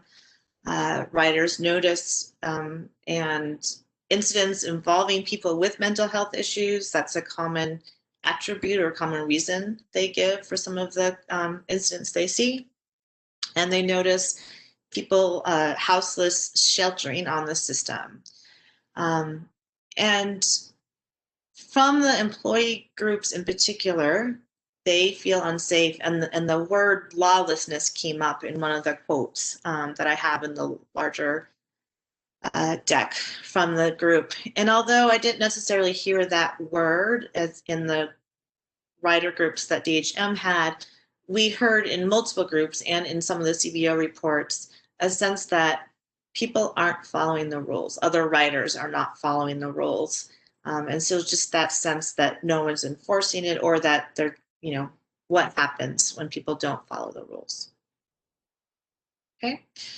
And in terms of the theme around mental health training and crisis team, again, this is a repeat of the information you just saw from Madeline. The public survey results in green, the employees in blue. And as she said, and I'm showing them here side by side, you can see that that pilot program, creating a crisis team to assist riders, was a top priority for both groups. And then training around anti-racism, de-escalation, responding to mental health is also a top priority in both groups. So agreement within the surveys and agreement within both that if they had to choose one, the crisis team would be the one they would choose. In the focus groups, we presented a different list of options, a different list of potential ways to invest the money. And those two topics, once again, rose to the top. So here, training for staff, again, around anti-racism, cultural competency, mental health, de-escalation was mentioned by the most number of people. And the number there is the count of people due to data collection. I couldn't calculate an accurate percentage there. Just some inconsistencies across some of the counting. And we also, the second most common response was around those crisis intervention teams. So again, across the conversations, similar recommendations.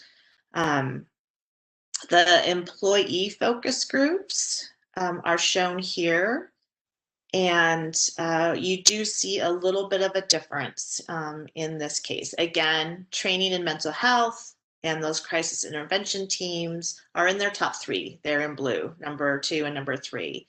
But in the focus groups, if given the option to reinvest the funds back into transit police, that came out as the preferred use of funds for employees, with just over half of them, of the people who participated in the focus groups, mentioning that.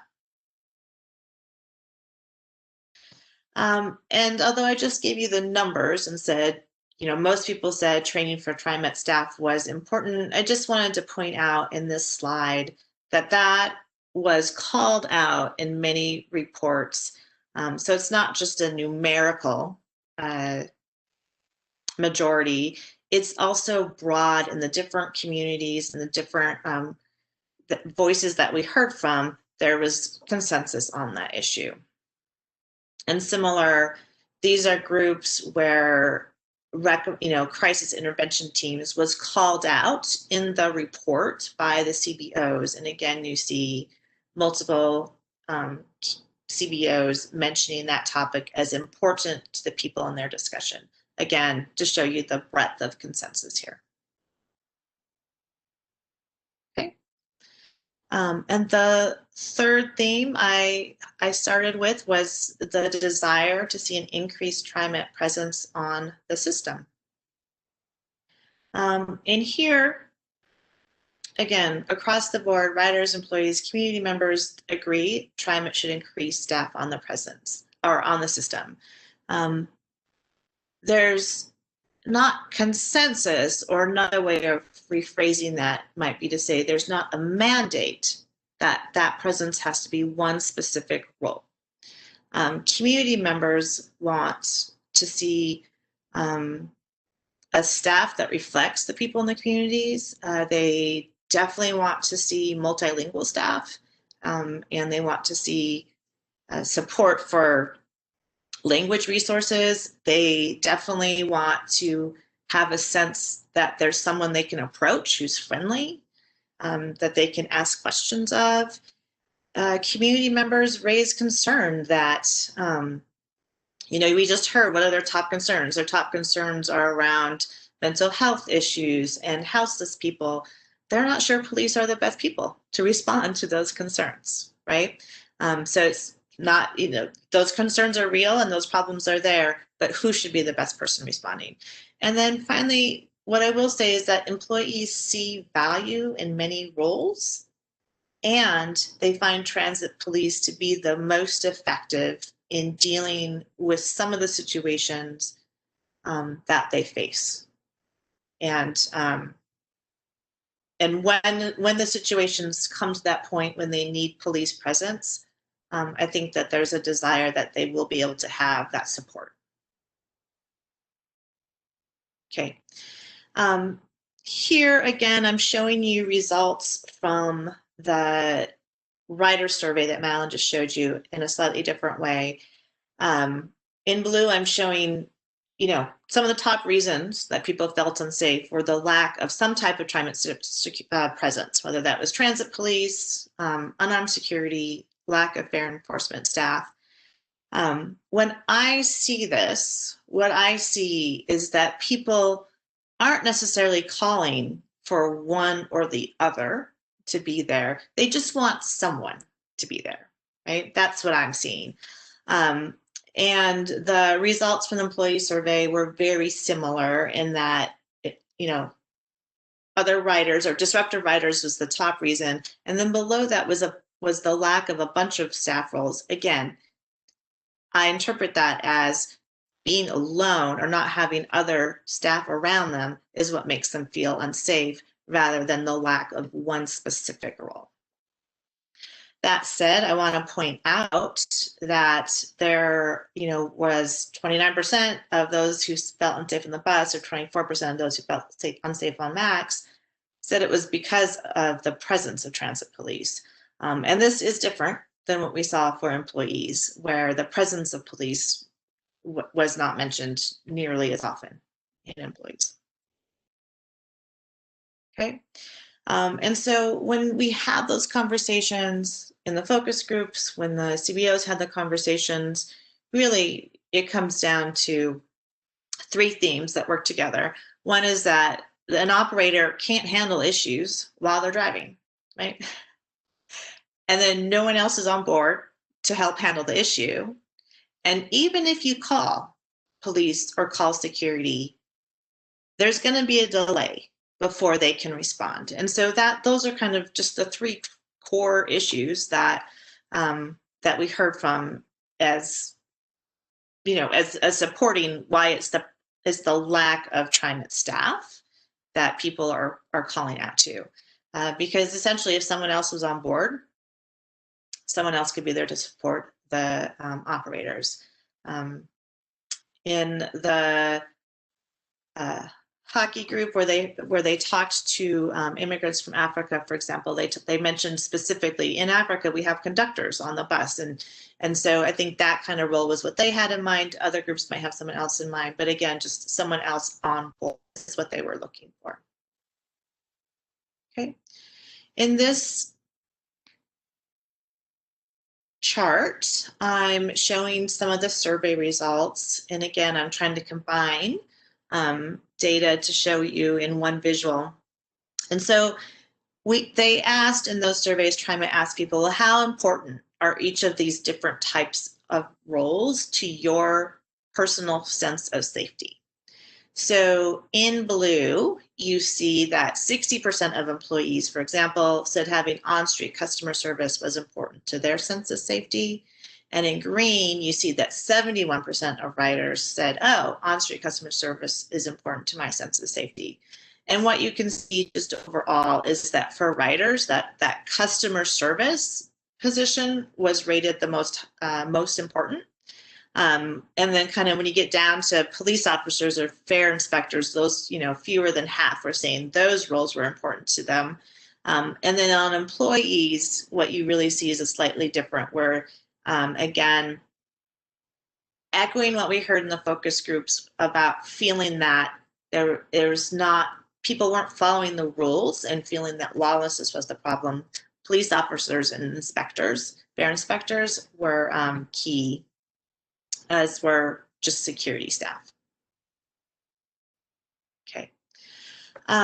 Overall, when we looked, you know, across all the discussions, what's very clear is that ideas about the police are complicated. On the one hand, they can increase the sense of security for some people. They are important for some people for enforcing rules. On the other hand, for other people, it just raises questions, and they don't always feel safe. And so I did want in this slide to just point out that there were certain community organizations that very much said, you know, we recommend no police. And those include the Coalition of Communities of Color, PUA, We All Rise, and the Youth Environmental Justice Alliance at OBLE. There were other groups who just said that they prefer unarmed security or to reduce police. I just wanted to call those out on the right as well. It wasn't, we didn't ask people to call that out in their reports. So other people may have agreed with the recommendation, but these are people who made that step of making that recommendation. Okay. Finally, I just want to point out that, you know, in the discussions, we talked to people about what made them feel safe, what made them feel welcome. And there are other ideas that came out of those groups that can be focused on that also help people feel more welcome and more safe. And so again, as I kind of alluded to earlier, more information and resources in languages other than English is important to a lot of our community, especially immigrants who speak other languages, and also just signage for people who may be either low literacy or who do not speak English. As Madeline said, lighting was important. That came out in the groups as well. Improved lighting, cleaning, sheltered stops with places to sit. All of those help people feel welcome and safe. And finally, I want to point out that affordability came up in multiple groups, and it came up, that theme, in a variety of ways. So one is that people talked about expanding youth passes. Others talked about more free days, free fair days, and a few brought up having a fairless system. And this theme was directly tied to safety for people who brought it up, because as they described, if a big reason why people feel safe is if there are more people around them. So if you get more people to ride the system, then that in and of itself helps people feel more safe. All right, and that is it for my slides, and I can take some questions. Let's see, I suspect there probably are some questions and comments. John, did you have anything else to add before we ask? Oh, no, I think that's great. And I'll just turn the floor over to questions for Michelle. Okay. I see Director Bauman raising her hand, so. Thank you. Thank you for that presentation, and for everybody who's participated so far.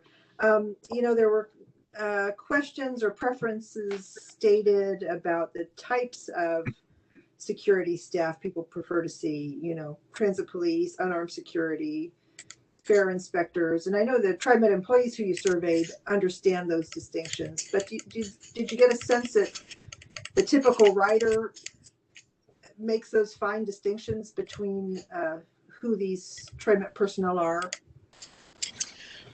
In the focus groups, not necessarily. So the chart I showed you was from the survey, and they did describe in the survey what each of the role was. In the focus groups, I would say definitely the distinction between fare inspectors, the unarmed security, and transit police is not necessarily clear to people. So for example, when we said, you know, TriMet made the switch from having transit police not enforce fares, several people said, well, they're still enforcing fares. And then in a couple of those discussions, when they talked it through, they're like, oh, well, I actually don't know if that was the transit police or a fare inspector, right? We did give the CBO facilitators a packet of information that briefly laid out different roles and referred them to TriMet's website for, you know, more description and pictures. We encouraged them to show pictures at the focus groups. But again, you know, depending on time and their own infrastructure, that those discussions, that distinction may not have been clear to everyone in the community.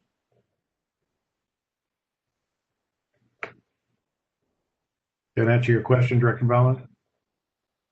That does, thank you. I mean, I think that's important for us to, I think we're all aware of that we who live with these issues understand those distinctions, but folks in the community may not. So I think that could inform our decisions going forward.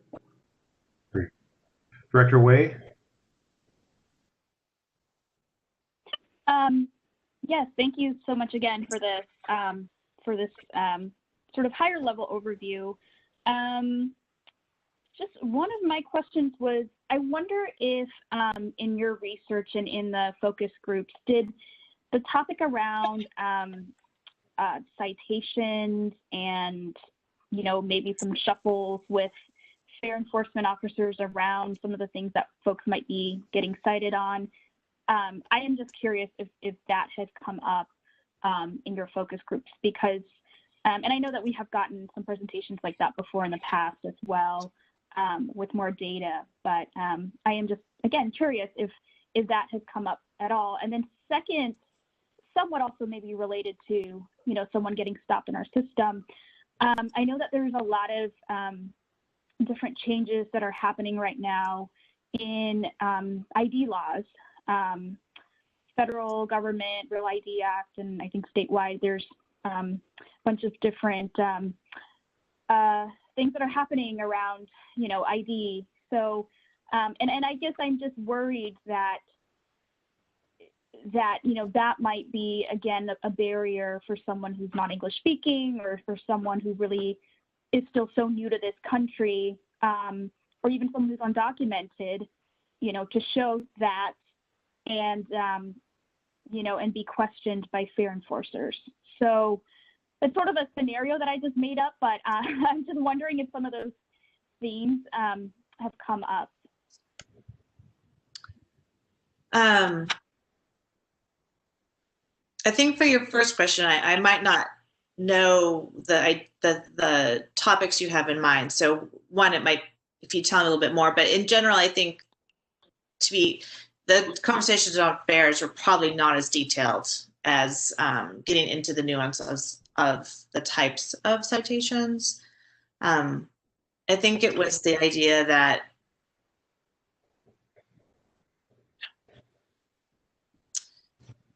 people sometimes feel uncomfortable seeing someone else being checked for fare, and they sometimes feel uncomfortable if they are unsure that the fare inspection is being done equitably, right? So are certain people being targeted to be checked for fares? That's an uncomfortable feeling, and they're not quite sure what to do in those situations.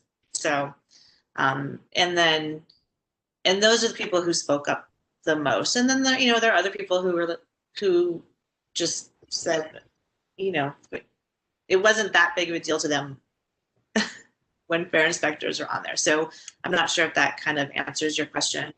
And then around the ID, I will say I didn't see very much about concerns over that, but I wasn't at those groups, right? And so the CBOs are reporting back to us their summary of the discussions. And so I just want to be very just transparent that just because they didn't write about it very much in the report doesn't mean those conversations didn't happen in a place where it felt safe for the people to have them. Yeah. Thanks, Michelle. And the only thing I would add is, which Michelle said earlier, DHM provided, with some support from the coalition, provided the framework for the moderator toolkit, but we allowed the CBOs to go wherever the conversation led. So when I looked at the CBO reports, conflicts related to fares wasn't really a message across what they were telling us about, or where their community wanted to go with the conversations, nor were there questions about status, which of course everybody knows at this point, we don't work with ICE and we don't ask questions of status or residency. That's just not something we do on the system. So it was good to see that that was not a concern that came out of any of the reports. The reports of which we will make available not just to the board, which it's a very long document like Doug said, but also we'll put it online as we transition a lot of the documents online in the next few weeks. Thank you. Yeah, I know I appreciate the clarity, and I know that training and cultural competency, that's going to be a big bucket work area of us moving forward. So I just wanted to make sure, because there are a lot of changes that are happening, again, federally, with what type of ID, right, people are going to need for various things. I just want to make sure that if that is the process that we're using, that our folks need to, look at it from a culturally sensitive viewpoint, and also just get up to speed on, what are these policies that are happening, so that we don't unintentionally harm, different groups of community members. Good point. Thank you. Thank you. Other questions for Michelle? This is Bruce. I have a question. I'm trying to reconcile, Michelle, I think you're next to the last slide. They're talking about the folks who really don't want to see transit police on the system, or more unarmed or other alternatives. And then I go back to the previous presentation, which says, there's one slide that says, what make you feel unsafe on board Max? And the number one is other riders, their behavior. The second one is lack of transit police. And when I hear from folks like the groups that you mentioned in that next to last slide, they're always saying that, again, they don't want transit police on the system, and the people of color specifically are feel threatened by transit police on the system. But then I look at who's more likely to choose lack of police as the cause for why they feel unsafe. it was the elderly folks, which I hear from a lot. But then I was really surprised when I saw Black, non-English, and then people of color also feel that same way. So help me understand, is this an age thing, difference in terms of perspectives, or help me understand that kind of what appears to be contradictory information? Right. So, one, I will try my best. And two, I will say I am definitely not the person to speak for the Black community or the. I'm looking at some other board members maybe to give me some input on this too. Right. So. Right. So I will start with where I am. So one is that what was clear to me from discussions is that the groups who feel the strongest that they don't want police are younger people. And frankly, young people of all backgrounds here in Portland, that is true of.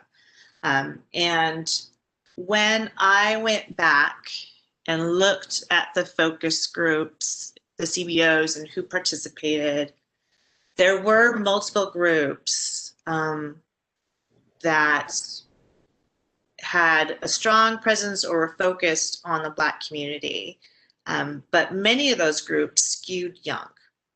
And so if I was to talk to you about who I think we could hear from more, to me, I would like to hear more from the Black community over the age of 35, not just over the age of 65, but maybe some of those young people's parents or aunts and uncles. That's who I would like to hear from to get a little bit more insight into what's going on. And then I just want to point out that in, the survey results, you're always going to have that pressure of who are the unsourced people who came in. It was a lot of young, but more white people. So you you have actually the community of color who participated in the survey, and then you have this very activist, whiter young group who was coming in there and sharing their opinions. And again, I think that's why we should hear from, we should hear more from the communities of color in the room, in the virtual room today as well, to talk about that nuance there.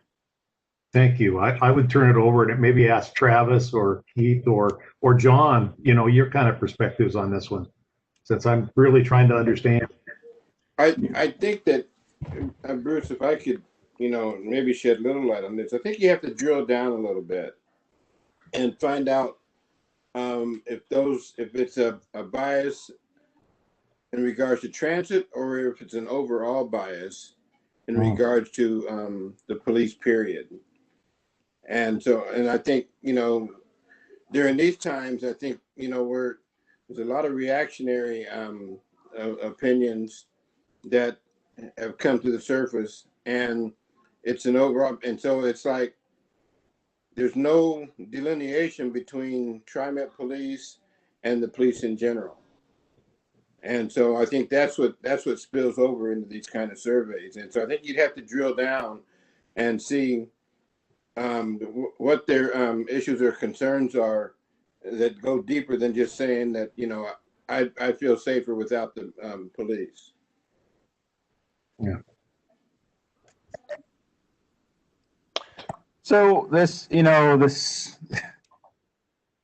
complicated and complex trying to decipher all this data and information, because essentially we've got, I think, a lot of input from a lot of different people. We've got the surveys that were done, we've got the community-based organizations that did their work, and then we've got the committee. And the committee is made up of a number of individuals who look like myself and Keith and John, who had an opportunity to opine on kind of the feelings that we get based on the presence of some type of law enforcement person. So what Keith just said, regardless of the situation, it's this feeling about law enforcement. And so I think the recommendations potentially are going to echo the sentiments that were brought up by these individuals, again, that look like myself, Keith, and John. So we're going to have that insight kind of in the recommendations. If there were significant feelings that we needed essentially jettison any type of police presence or law enforcement presence on transit, I think we would have heard that from that group. And so that's going to be interesting once we get into the recommendations and to see and hear essentially what the comments are there. I can tell you, and many times, you know, we all have our own lived experiences that we can speak to. And from my lived experience, you know, I was in Denver a few months ago, and I got on the train to go from the airport to downtown, which was their transit train. And there was a police officer on there who was actually the one checking the fares, but it was a police officer. And you know, I tried to sit in the moment and experience it from a perspective of just, you know, not knowing transit and not having been on the board for over 8 years of a transit agency and having this insight. And you know, I can tell you there were a number of people of color on the train. It was late at night, actually. It's probably about 11:30. And, you know, I tried to sit in that moment to say, I'm in a different city, in a different town, on a different transit system. How do I feel as a Black man on this train with someone? And I can tell you that I personally, this is only my personal experience, and I grew up, of course, as many of you know, in the inner city of Kansas City, Kansas, you know, one of the rougher, more violent towns and cities in America. And so I don't come from a place where, you know, I didn't grow up in the suburbs or anything quiet like that. It was really in the heart of some of the more challenging situations that you could grow up in. And I can tell you that personally, I felt safer with the individual on the train. I was in this, you know, this new city on a new transit system. You know, so that was my experience. You know, I'm 47. You know, and that may play into it, similar to what Michelle shared, is that, yeah, we've got somewhat of an age difference, and, you know, younger folks are, you know, a little more reticent to have law enforcement available and around, and maybe some of the older individuals. I'm an older individual, but I'm still, you know, an African-American male, and that was my experience that I just had recently. So again, I think some of this is going to be informed by the recommendations, since the committee and group that was put together, I think, is a really good reflection of some great insight that we're going to receive in that regard. Thank you. This is helpful, you guys. I appreciate it. And John, if you have any insight, please. The only thing I would offer, President Warner, is if you look back at Michelle's slideshow, when she showed the different community-based organizations that were no police versus smaller police footprint or reform. One of the things we tried to do in this process is we were inclusive. So we invited organizations that we knew, even though the regional conversation about community policing is not finished and is unsettled, we invited organizations that we knew and had stated that they're abolitionists or defund organizations. So it's not surprising that when you look at the community focus group ideas, you saw that thread come through. Whereas when you looked at the 13,000 surveys, generally you saw more of a, you know, recognition of, although reform is necessary, so is the presence of some police, with the questions around how big of a force. So I think that's really what came through, but I think that's great and fine, because we needed to hear from everyone. And that's why we included the no source tag feedback as well, just because, you know, all are welcome on this system and all voices have been welcome in this conversation. So I think that's the difference you see, and why one was a little bit more anti-police presence versus the other was more reform and reduce. Thank you. That's very helpful. Any other questions? I see Kathy Way. Did you raise your hand again? I do have my hand up. I just want to talk a little bit about, I think, why it's important to continue to, you know, keep having young people's voices. I'm 35 and I'm the youngest person on our TriMet board, I think, in our history. And I don't speak for all young people, but I think it's wonderful that we are getting a lot of young folks interested in, quite frankly, the future, right, of our transit agency, but also the planet. I mean, we are inheriting a planet that is more polluted, you know, more houselessness, more trauma, a lot of mental health that young people are experiencing at home. Young people are working 2 to 3 jobs right now, right, to support their families. That wasn't the case perhaps maybe, you know, 40 or 50 or 30 years ago. So I really want to tap into that young energy that we're seeing, and all movements, all social movements, the sit-ins, the civil rights movement, the abolitionist movement that we're seeing across the country have all been led by young people. So I really just appreciate the young folks for stepping up and for, hopefully changing the next generation of how we live and how we treat our planet. So just wanted to say that. Good. Appreciate that. And I just want to understand the reasons for some of the, looks like, differing opinions. And so this was very helpful. Thanks. All right, John, where do we go from here? All right. Well, we go back to the presentation. And, I want to ask you, President Warner, we're getting ready for the third section of the conversation today, which is really about, just shedding some light and giving context to some of the progress we made as an agency, and then transitioning into the committee's recommendations, and then TriMet action steps for moving forward. So would you like another break before we hit this final chapter, or would you want to just go through it? How's the board feeling? Want to take another 5-minute break? Yeah, I think I'm seeing people want to take a little break here. So why don't we take a 10-minute break? 5-minute was pretty fast. So let's take 10, and then we can get right through the rest of it without interruption. How about that, John? Excellent. All right. That will work. So let's come back in, 10 minutes. I've got 3:28 is what I have. So this is the third section. This is about when we get a chance to finally talk to you about the recommendations from both the committee and what they asked us to move forward, and then what TriMet leadership is wanting to move forward in form of action steps. So before we get into the committee recommendations, the other thing we shared with the committee, which came up in different ways during today's conversation, is just some of the history of progress we believe we made over the last few years. And this progress would not have been possible without all the participation and work we've done with a lot of community-based organizations.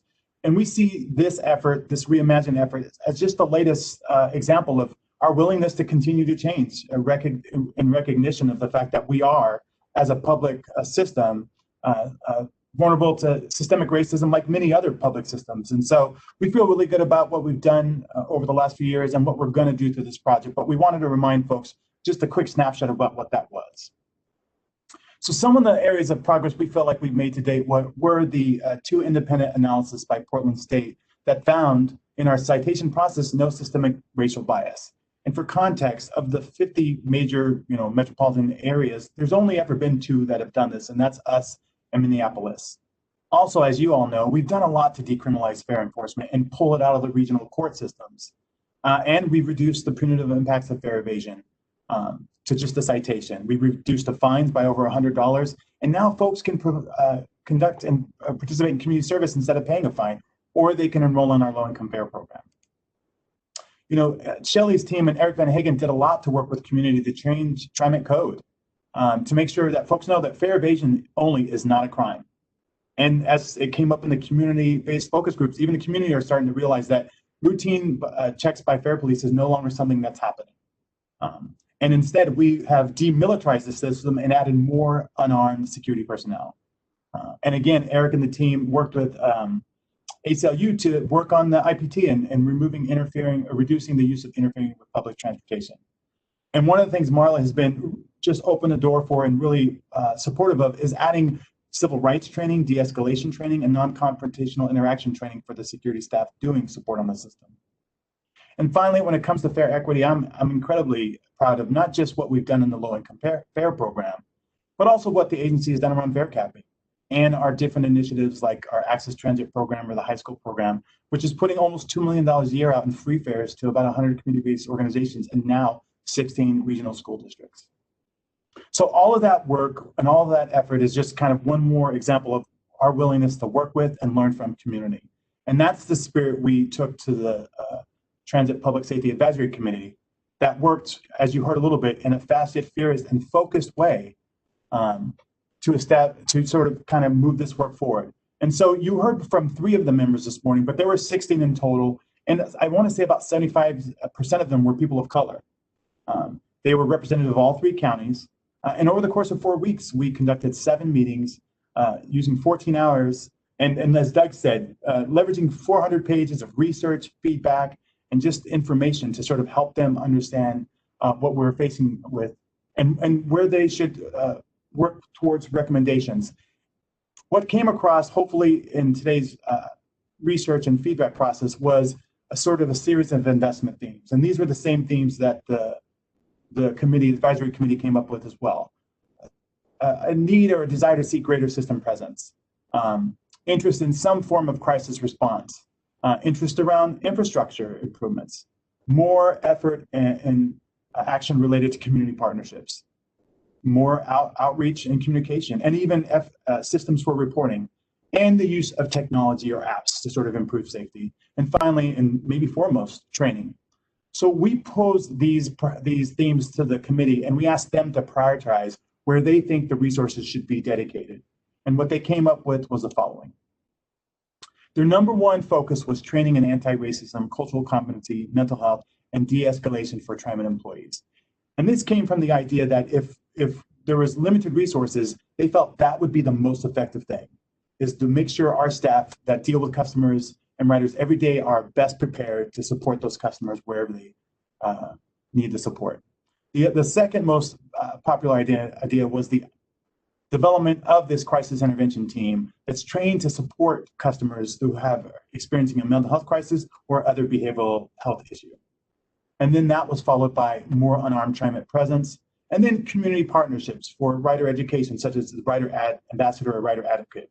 But still, infrastructure came up as well. So we asked the committee to take those priorities and then use the lens of the $1.8 million, which again was meant to be pilot resources, right? So this was the resources we were able to leverage from the reduction of in our current transit police footprint. And their top three recommendations came as follows. Their number one recommendation was for training in anti-racism, cultural competency, mental health, and de-escalation for TriMet employees. Their second recommendation was increased presence of TriMet personnel and unarmed safety presence across the system. And finally, the further development of a crisis intervention team trained to deal and support those customers experiencing mental health and behavioral crisis and behavioral health issues. So we want to be a little bit more specific in terms of what they were asking for.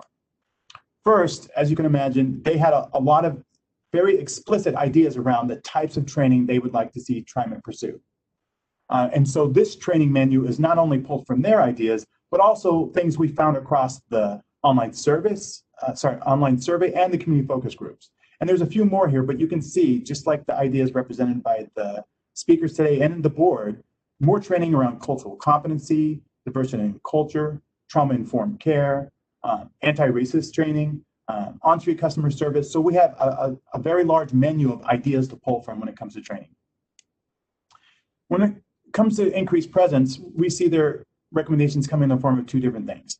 An increase in TriMet personnel available to support writers on the system, and interest in piloting some form of writer advocate partnership model that again is focused on supporting writers. Both making the system more welcome and safe. And finally, the crisis intervention team. There was a lot of interest in having TriMet pursue partnerships. They realized that this is not our expertise. So they wanted us to pursue partnerships and collaborations with organizations that are expert in this area or other regional jurisdictions or system experts to be able to scale up a meaningful pilot. And they want us to develop this pilot, but then launch something in the foreseeable future. But we also heard other things from the committee, other priorities and other ideas. Ideas around infrastructure improvements, lighting and cleanliness, ideas around communication and public messaging and helping writers understand how the system works and their part in it. And again, how can we do a better job leveraging technology? And so TriMet's leadership team took all that information, took binders of research and feedback, as Doug mentioned, and spent the last 2 weeks sort of trying to develop action steps related to those ideas and those recommendations. And where we landed were 5 areas of focus. And those areas are training, where we want to review and expand and partner on system training, system presence, where we want to focus on increasing TriMet personnel available to support writers on the system, technology, where the focus is how do we leverage technology to better support writers and staff, and infrastructure to maintain and improve system infrastructure to create a more safe and welcoming environment. And finally, communication, to improve the communication tools and processes related to accountability and reporting mechanisms. So what follows here is a series of action steps that leadership wants to move forward, not just based on the committee's recommendations, but based on everything we heard from the online surveys, the community focus groups, the one-on-one interviews, and our staff feedback as well. And so I'm going to take a moment to walk you through the first suite of recommendations underneath training, because there's a format we'll be using throughout the rest of the recommendation areas. Essentially, the training has 3 specific recommendations, and then it has an estimated timeline for us to have action or outcomes related to those areas of action, and then estimated cost. Obviously, there's going to be a lot of work required to build these out. And many of these action steps we want to build out with community, so we don't want to get too far ahead of the process. But as you know, our general manager likes timelines and clarity on budget, so we can really make these things actionable. So we want to at least begin to start putting these ideas into an actionable work plan format. So underneath the training, with the focus of anti-racism and cultural competency, mental health, and de-escalation for TriMet employees, what we're planning to do is audit all of our current trainings to see where there's gaps and where we can make improvements on trainings that support some of the ideas you saw earlier on the menu. But one of the things we want to do different through training is we really want to work with community partners where we feel that the expertise lies. If we want to learn and teach our employees how to support houseless writers better, we need to work with our houseless community service providers who know how to do this and who can train us up.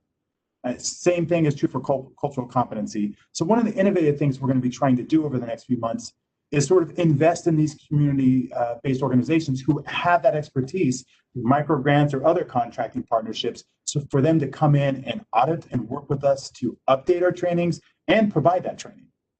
And that's something historically we've never done. All the while, we agree that we want to put forward mandatory de-escalation training for all of our frontline staff. Under system presence, we've identified 8 steps that we want to move forward in the form of actions. And I'm just going to read a few of these to you. As you know, you have had a chance, hopefully, to look at some of these in a board briefing document we sent before the meeting. But I really hope that you have some questions or just to get your response today.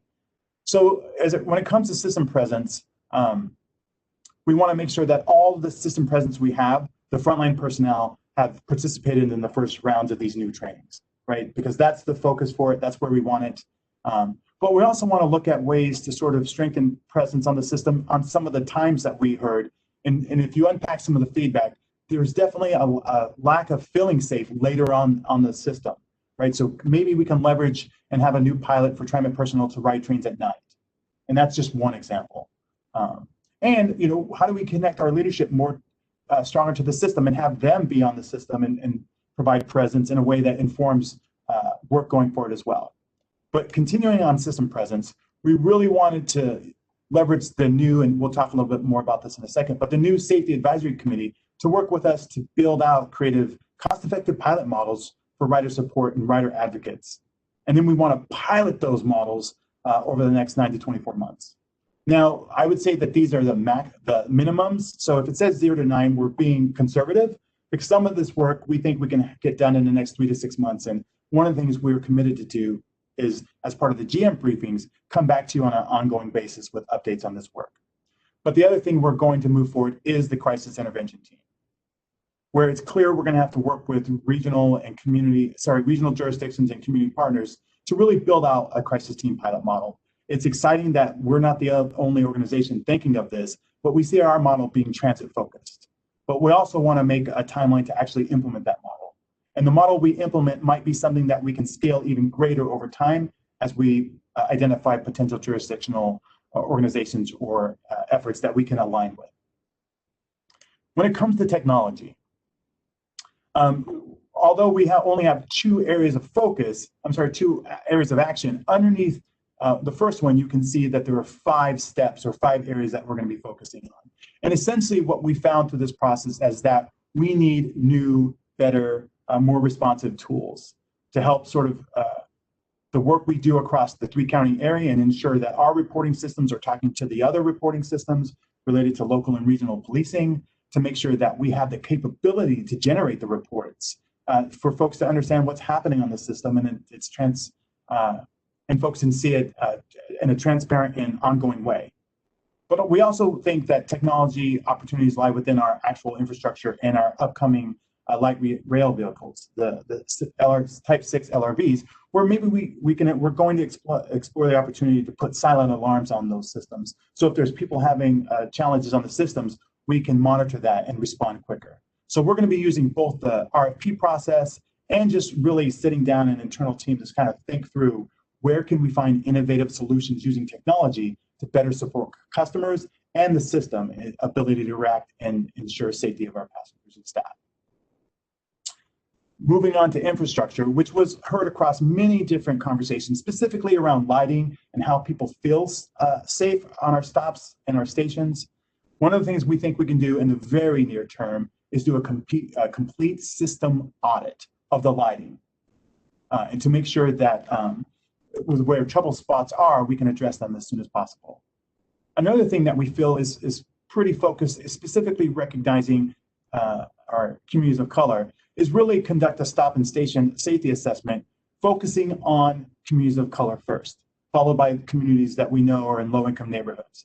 Something similar to that when it comes to prioritizing a ranking system of bus stops and establishing an order of upgrades focused on communities of color first. One of the innovative ideas that came up through this process is that we need to start thinking differently about resourcing some of these ideas and who we partner with. So there's this idea of forming a TriMet foundation, much like Portland Community College has a foundation and OHSU has a foundation. And maybe that foundation and that work can help us partner with community-based organizations or neighborhood associations to sort of adopt and support stops, but also just look at creative ways to finance some of these really good ideas that have come up through this process. And finally, communication. I think one of the things I've noticed working here for 5 years now is that we're so busy doing the work, it's hard for us to slow down to communicate all that we've done. But that's no reason not to do a better job. And so one of the things that's happening in the very short term is we are establishing a new safety and security committee to support this work going forward. We see this working underneath the TIAC umbrella, but we need a dedicated focus of community partners to help us move this work forward, and that work needs to be staffed. And so we're working now to identify resources within the agency to make sure staff are actually project managing all of these actions forward, so they actually can move forward on time and in a responsive way that involves the community, much like everything else we've done up until this point. The other thing we're going to be doing is really working with JC and the Community of Public Affairs team to sort of create and launch a communication outreach strategy for all of this. It's very clear to us now that there's work from everything from the rules to writing for just signage like that came up into the process, like especially for LEP riders, to make sure everybody knows sort of how to navigate the system, how to be safe on the system, and their part in making the system safe. And as I said earlier, all of these actions will be part of ongoing GM updates and board briefings. What we did learn is that our Riders Club that Dave Whipple and JC and many others have set up is an incredible source of information and feedback. And as you heard earlier, of the 13,000, a significant amount of those responses came from a Riders Club of folks who ride the system every day.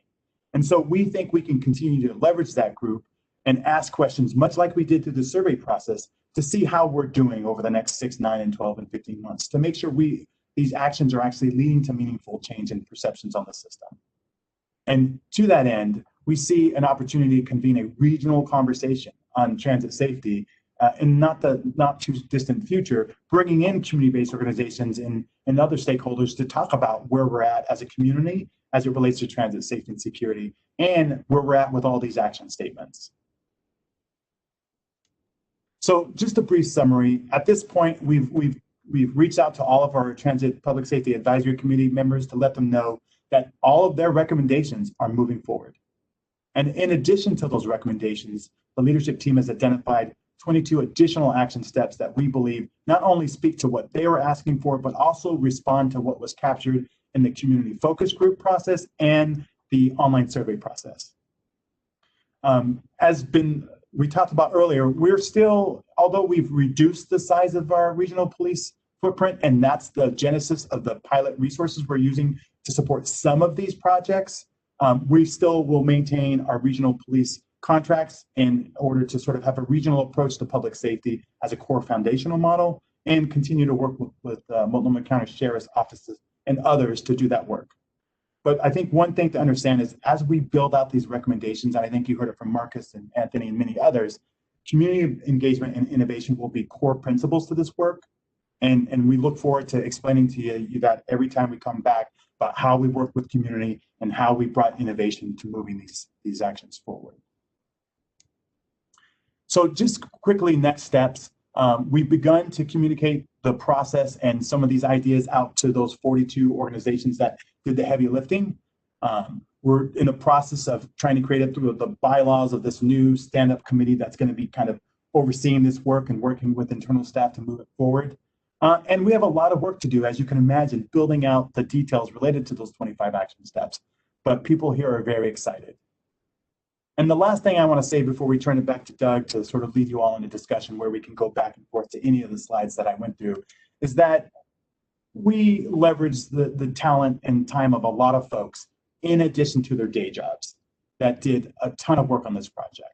And whether it's the logistics and the contract work led by Nathan Jones, or the research led by Carl Green, or the communication led by Scott, or the project stakeholder outreach led by Roberto, a ton of folks, including Doug, who is the sponsor for this, and but for Doug, would not have this project, or Bernie, who guided me through the process. A lot of folks deserve the credit for doing the heavy lifting in addition to their own jobs. But this gets back to the values that we have as an agency and the willingness for folks to sort of lend a hand to do the right thing. And so I'm just very excited about the effort and thankful that they were all willing to lend their time to get us this far. And so now, Doug, I'll turn it back to you and we can go back and forth to any of the specific slides that I went through fairly quickly, but I wanted to leave more time for discussion. John, thank you. And as you put that own chart up, I just don't forget to hold a mirror up to yourself because it takes an orchestra leader to pull this off. And again, not to think of all that's been covered here today and in the short amount of time that's actually been covered. Nobody else in the state has actually even undertaken anything like this. So that's a real tribute to you, John. So thanks for your leadership on this. Well, I'm just going to say, oh, sorry. John's name was on every one of those rolls almost. So it became evident that he was sort of integral to the whole process. Yeah, well, I thank you. It's a good point. If you put it together, it becomes a movie, I think. So, and yes, you're right. He's there. He's everywhere. A lot of meetings. Yeah. I'm just going to say a couple of comments because I really want to take the allocated time here to really hear from all of our board members and have a discussion. This is complex work. You can tell. I really took to heart Jonathan Cologne's comments. It's integrated. It's complex. I love the word integrated that he used. I think the MCSO based model, that there's a lot of work going on with that parallel, and the reforms that have to go on in training, because we don't provide police, we rely on others to deliver policing. So that broader community policing conversation, that has to continue, but we're going to need others out there to do it while we make these changes. The goal is to use less and less police over time because more and more resources are actually getting the right people at the right time, that it doesn't have to be a police officer. So I actually think there's, for me, there's optimism in this, and that not everything is a police response. And having police on the system is actually very expensive. And so I think there's other ways, as we're seeing and hearing, to deliver these different models. And yes, we have an immense amount of work to do. I know some of these timelines are very aggressive, particularly the 0 to 9 months. I am personally of the belief they need to be aggressive. I'd rather push us hard as an agency. These steps will have to feed into our integrated budget process. So to remind the board, our ridership is down about 50-60%. Our revenues in some regards are down as well. These are about other priorities. Do you cut service? Do you manage service? Do you not fix the rail grade crossing upgrade while we do all these as well? So I think it's important that any feedback you have, we want to welcome here now, but it has to fit into that underpinning of living within our means as well. So then that's what management has to do, is then bring that back as part of the updated and ready budget process. So if we look forward, what next steps would look like, that would be the recommendation to you. So with that, President Warner, I'd just like to open that up. I really do want to hear from the board members. Thank you, Doug, and thank you, John, everybody else involved in this. Yeah, I want to hear from the board, and I see some hands that are already raised.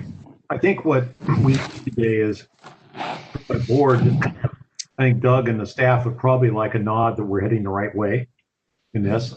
There's a lot of work to really pull this together and be more, I guess, deliberate and specific about budgets and impacts and so on, because I think all of us have questions about that.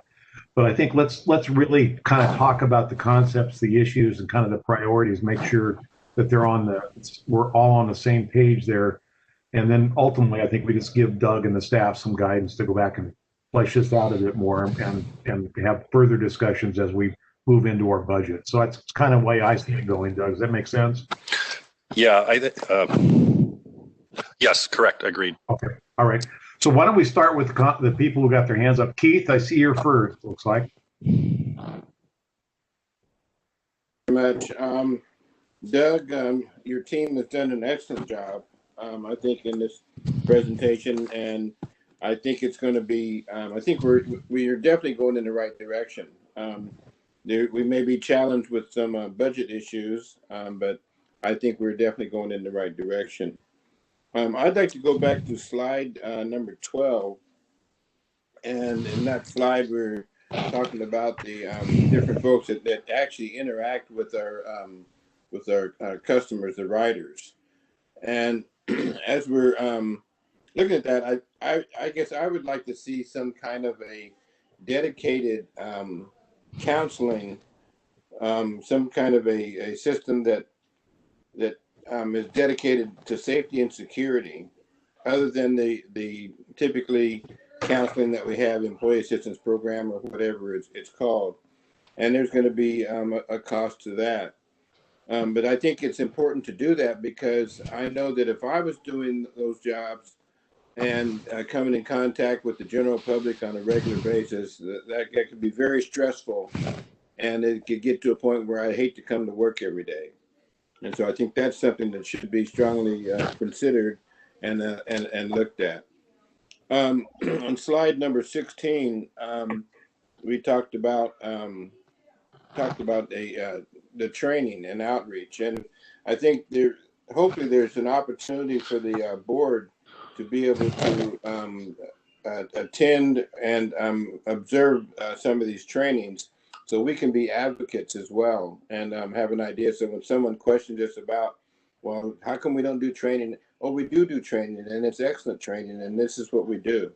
I think that should be also part of the agenda as well. I think on slide 36,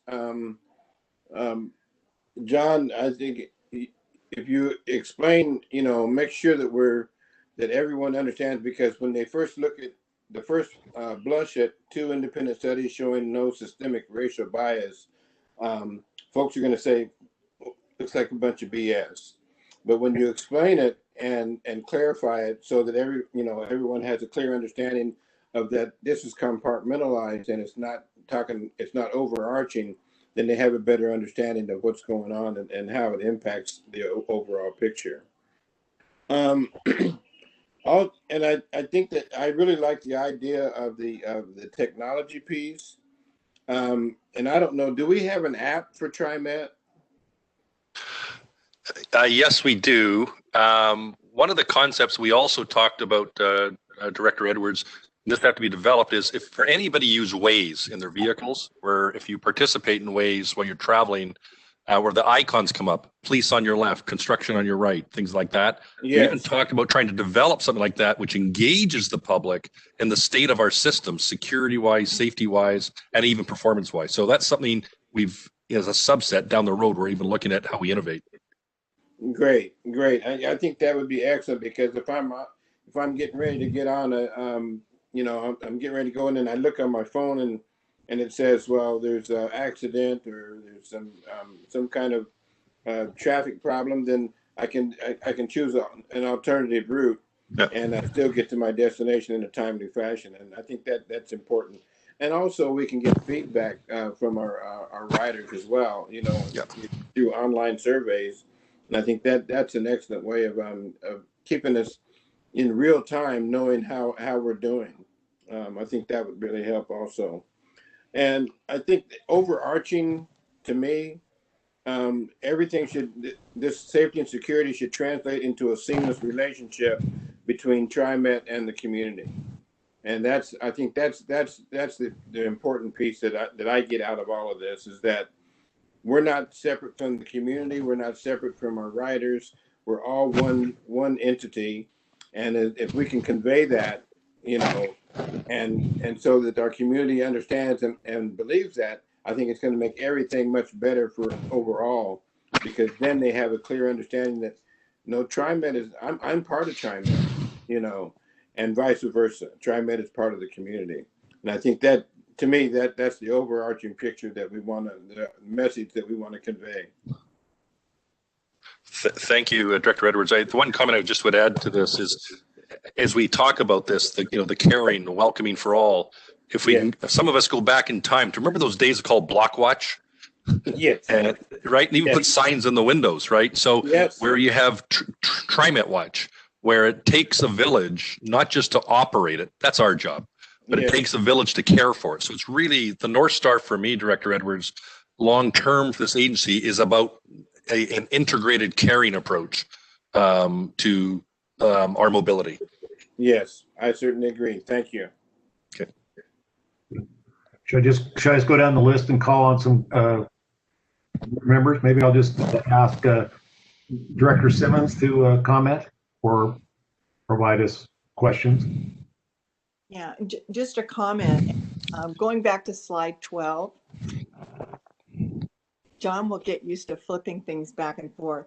First of all, it doesn't surprise me that a recommendation is more presence on the system, because that's something I felt from the first time I was on the system, and actually raised it a couple of years ago about the difference between other systems in the country, other transit systems and ours, in terms of there was nobody there.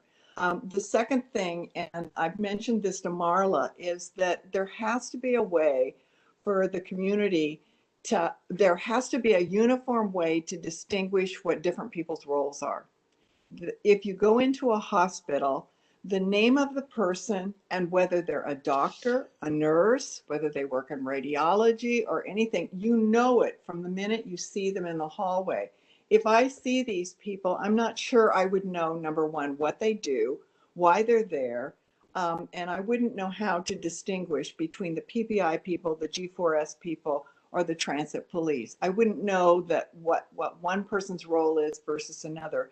And so I think that's a piece of clarification that I think is really essential, that wouldn't cost that much to do. I realize different uniforms and everything, but I mean, we're just a mishmash of different people. And I also see on the system sometimes supervisors, but I don't know what they're doing on the system, if they're overseeing other staff or what. They're not actually interacting with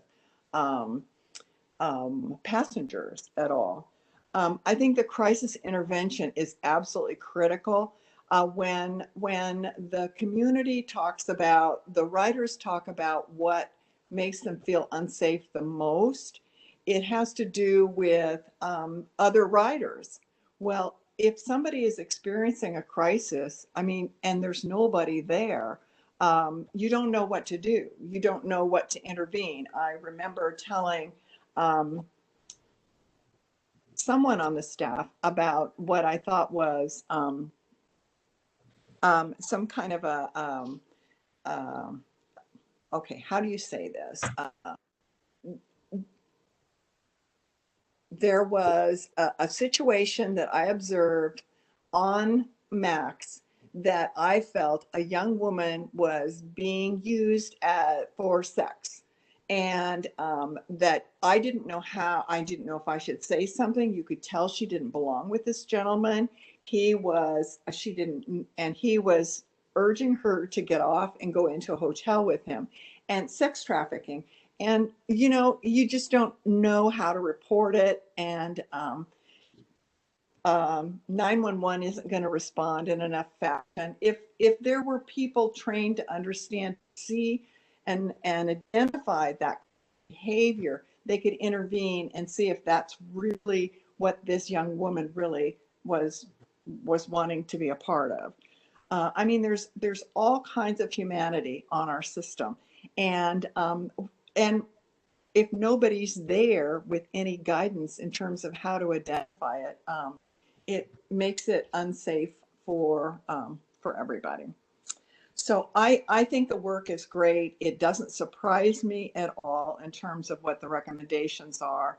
And I do think it's going to be a balance between of resources, between some of the expectations of the community of what we need to continue to do to increase service, and also at the same time the balance between how do we divert resources somewhere else in the system, in the agency, to support these initiatives. And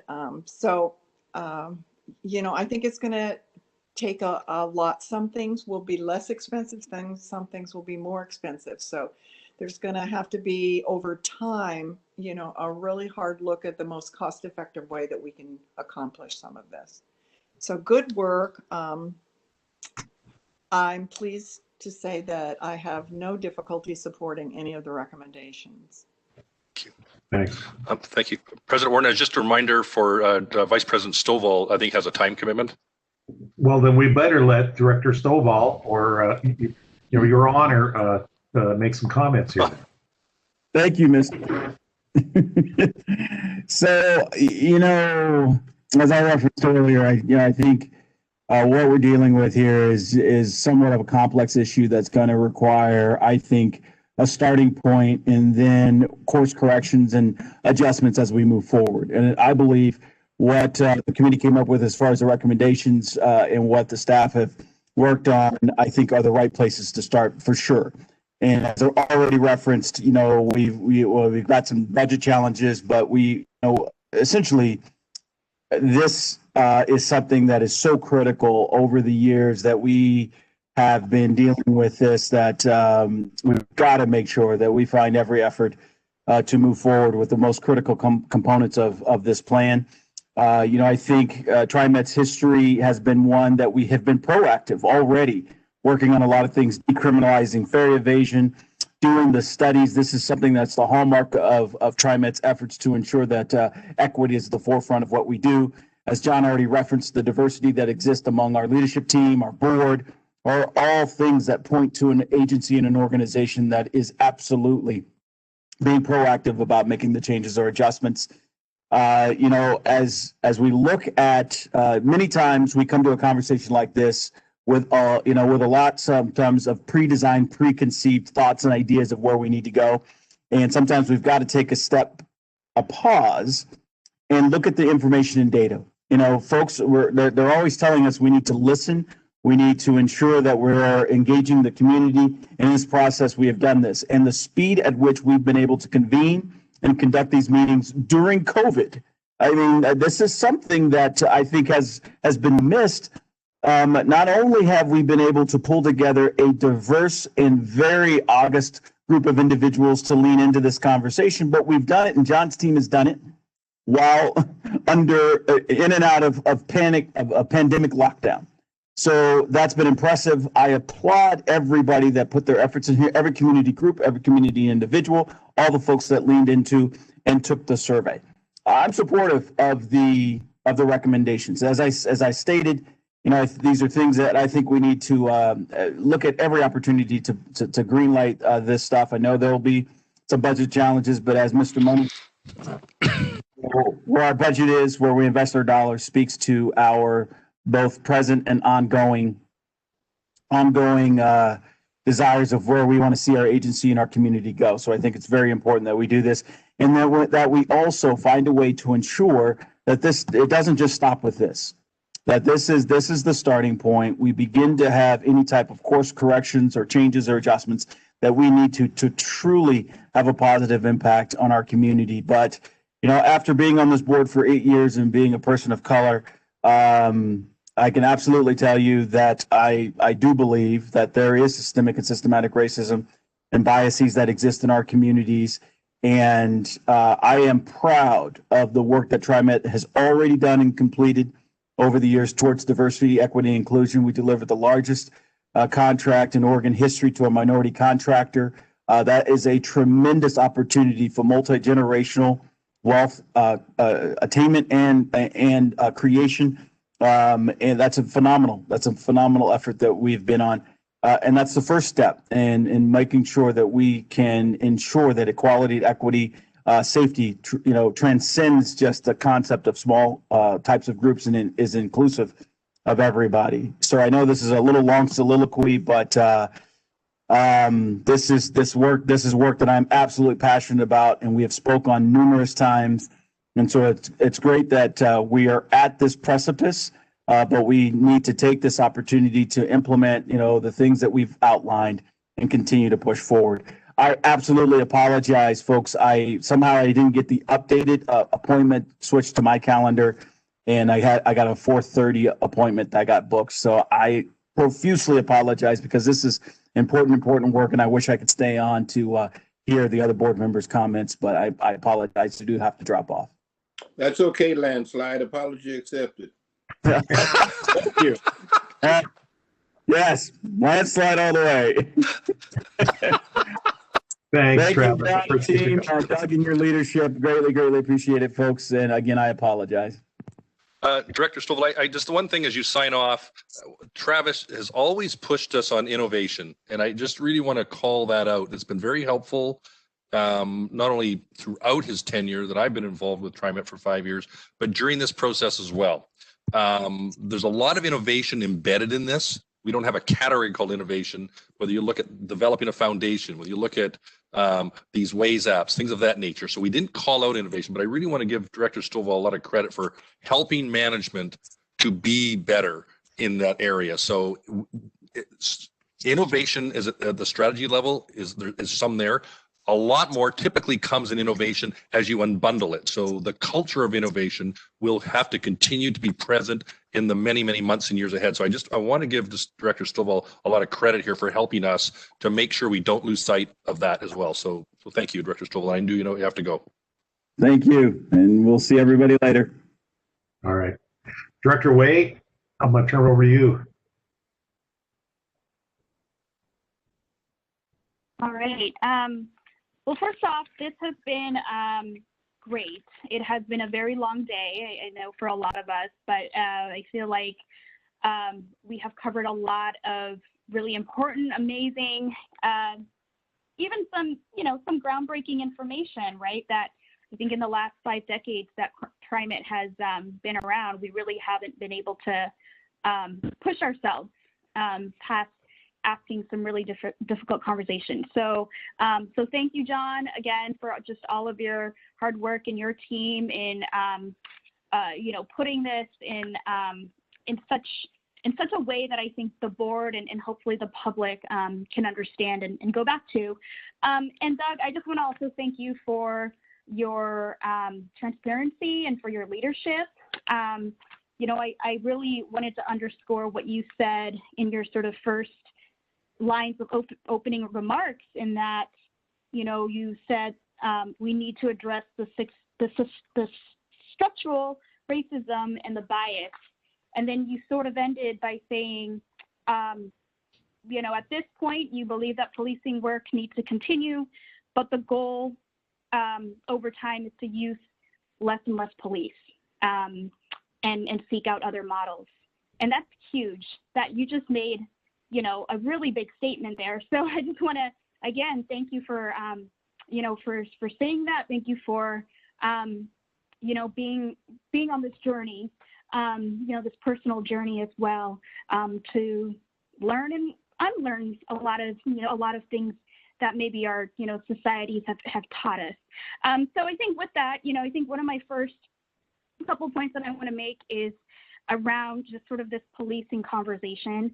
I think we are still sort of scratching the surface when it comes to, really understanding and unpacking, right, policing and just sort of the history of that institution as we're talking about structural racism, all of that. So I would love us to continue having those conversations. I think that, you know, for the 3.5 hours that we spent today, it wouldn't be reasonable to tack on another big, you know, agenda item. So I'm hoping that maybe in another board session, an education session, we can have just sort of a history of policing overview, and you know, really just talk about it and really understand the history, right, of that institution, and also how communities of color, right, Black, Indigenous, people of color have been treated by law enforcement.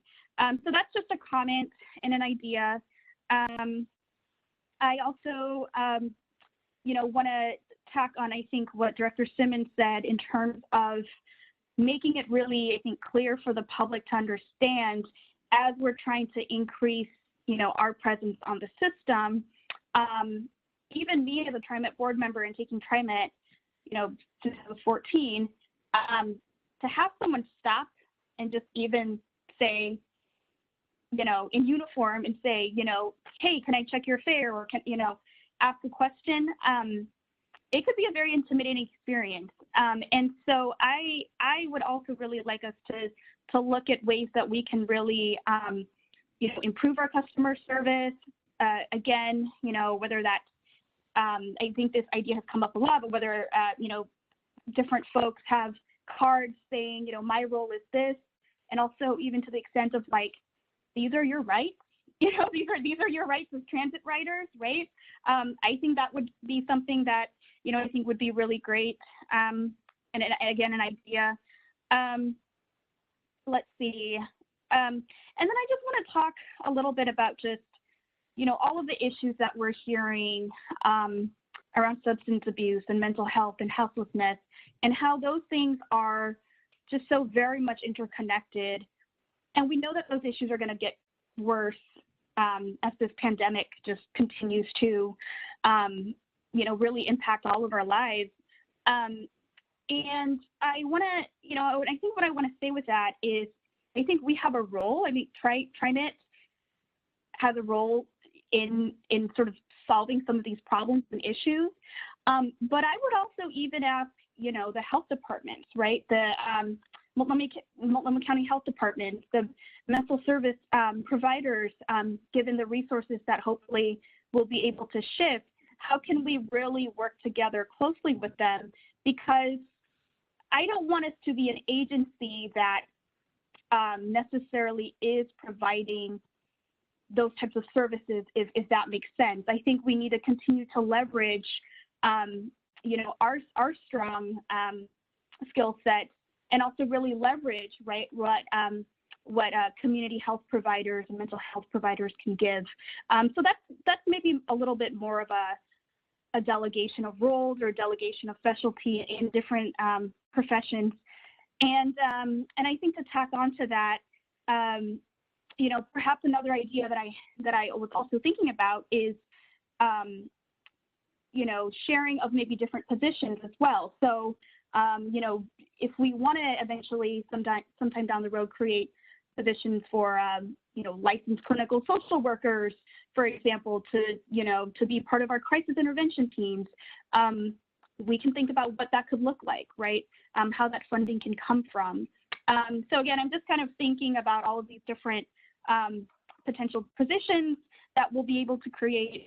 And last but not least, just, you know, the comment that Marcus made earlier, the 1.8 million is something that I think I'm still, to be honest, grappling with. I think that is actually, you know, it's a large number right now, I think, for us to, you know, to work with, given all of the ambitious goals that we have. But I really want us to really think bolder and, you know, reimagine this world in a completely different way. So I think we are at the first steps of that. And again, thank you, John. Thank you, Doug, for just, you know, your leadership in really sort of charting out a path. But, you know, I think, you know, building a new world is it's not gonna be easy, right? And so I think that we, for as long as we'll be on the board, you know, that one of the youngest boards, one of the most diverse boards in TriMet's history, I think we have to make a legacy here. So just want to close with that, but thank you very much. Thank you, Director Way. The one comment I will make, and I will make a commitment on, is around the history of policing and such. We will undertake that. I want to keep our team laser focused on what you've got in front of us. I don't want to get distracted from that initial prize, but I think sometime in the next number of months, let's call it even the next fall, we'll try and bring back to you a bit of a review of policing. I think that would be a great exercise for, in fact, all of us to learn as we continue to build our own knowledge and muscle there. So we'll definitely undertake that in our job jar. So thank you. Director Gonzalez, do you have some comments or thoughts? Thank you very much, President Warner. Yes, I do. This is a big topic, near and dear to my heart, and I spent most of the afternoon absorbing and listening. So my first thought I'd like to share is really one of pride. I feel utterly proud of TriMet as an agency right now for the commitment that it's embarked upon over the last few months, for the clear, decisive action that Doug took to move the agency into this focus area, for the clarity of purpose to task John and his team around working a community engagement process. I think the way Doug, you and the team went about forming this committee, being very deliberate about the kinds of voices you wanted to bring into it, has yielded some meaningful results and some really meaningful data at the tail end. Letting putting the posturing aside and trying to get meaningful information at this round has brought us tremendous value. And hearing from folks like Marcus, Jonathan, and the luxury I had of hearing from folks in the TIAC committee just last week, who all expressed gratitude for being a part of this process, and feeling the authenticity behind it, was really, really, really valuable to me. I appreciate the ferocity with which this subject matter has been approached, because without an external mandate, without the federal government or the governor or anybody else putting the pressure on this thing, you and the team took it on. So I feel really proud of the decisive step, the bold step you've taken. I gotta say, hats off to John, to Marla, to Melissa, and everyone on the team for not only going about this process, but producing a synthesis of it for us today that really helps us understand the data you've gathered and provide some context as to how this data was acquired, where the data came from, so that we can kind of look at that data with an eye of analysis. So I really, my first real emotion here that I want to express is gratitude and pride for the work that TriMet is doing.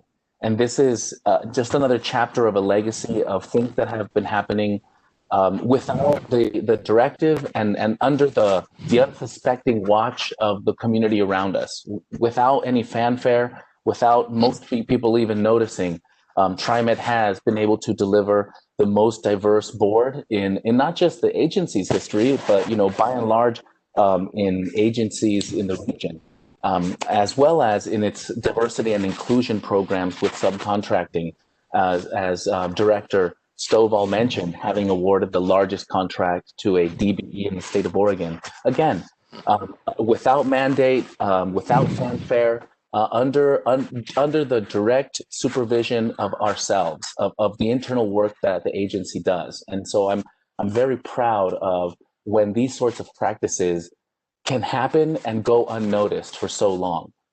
It's in these moments where we reach out to the community where all of that foundation of work really starts to pay off.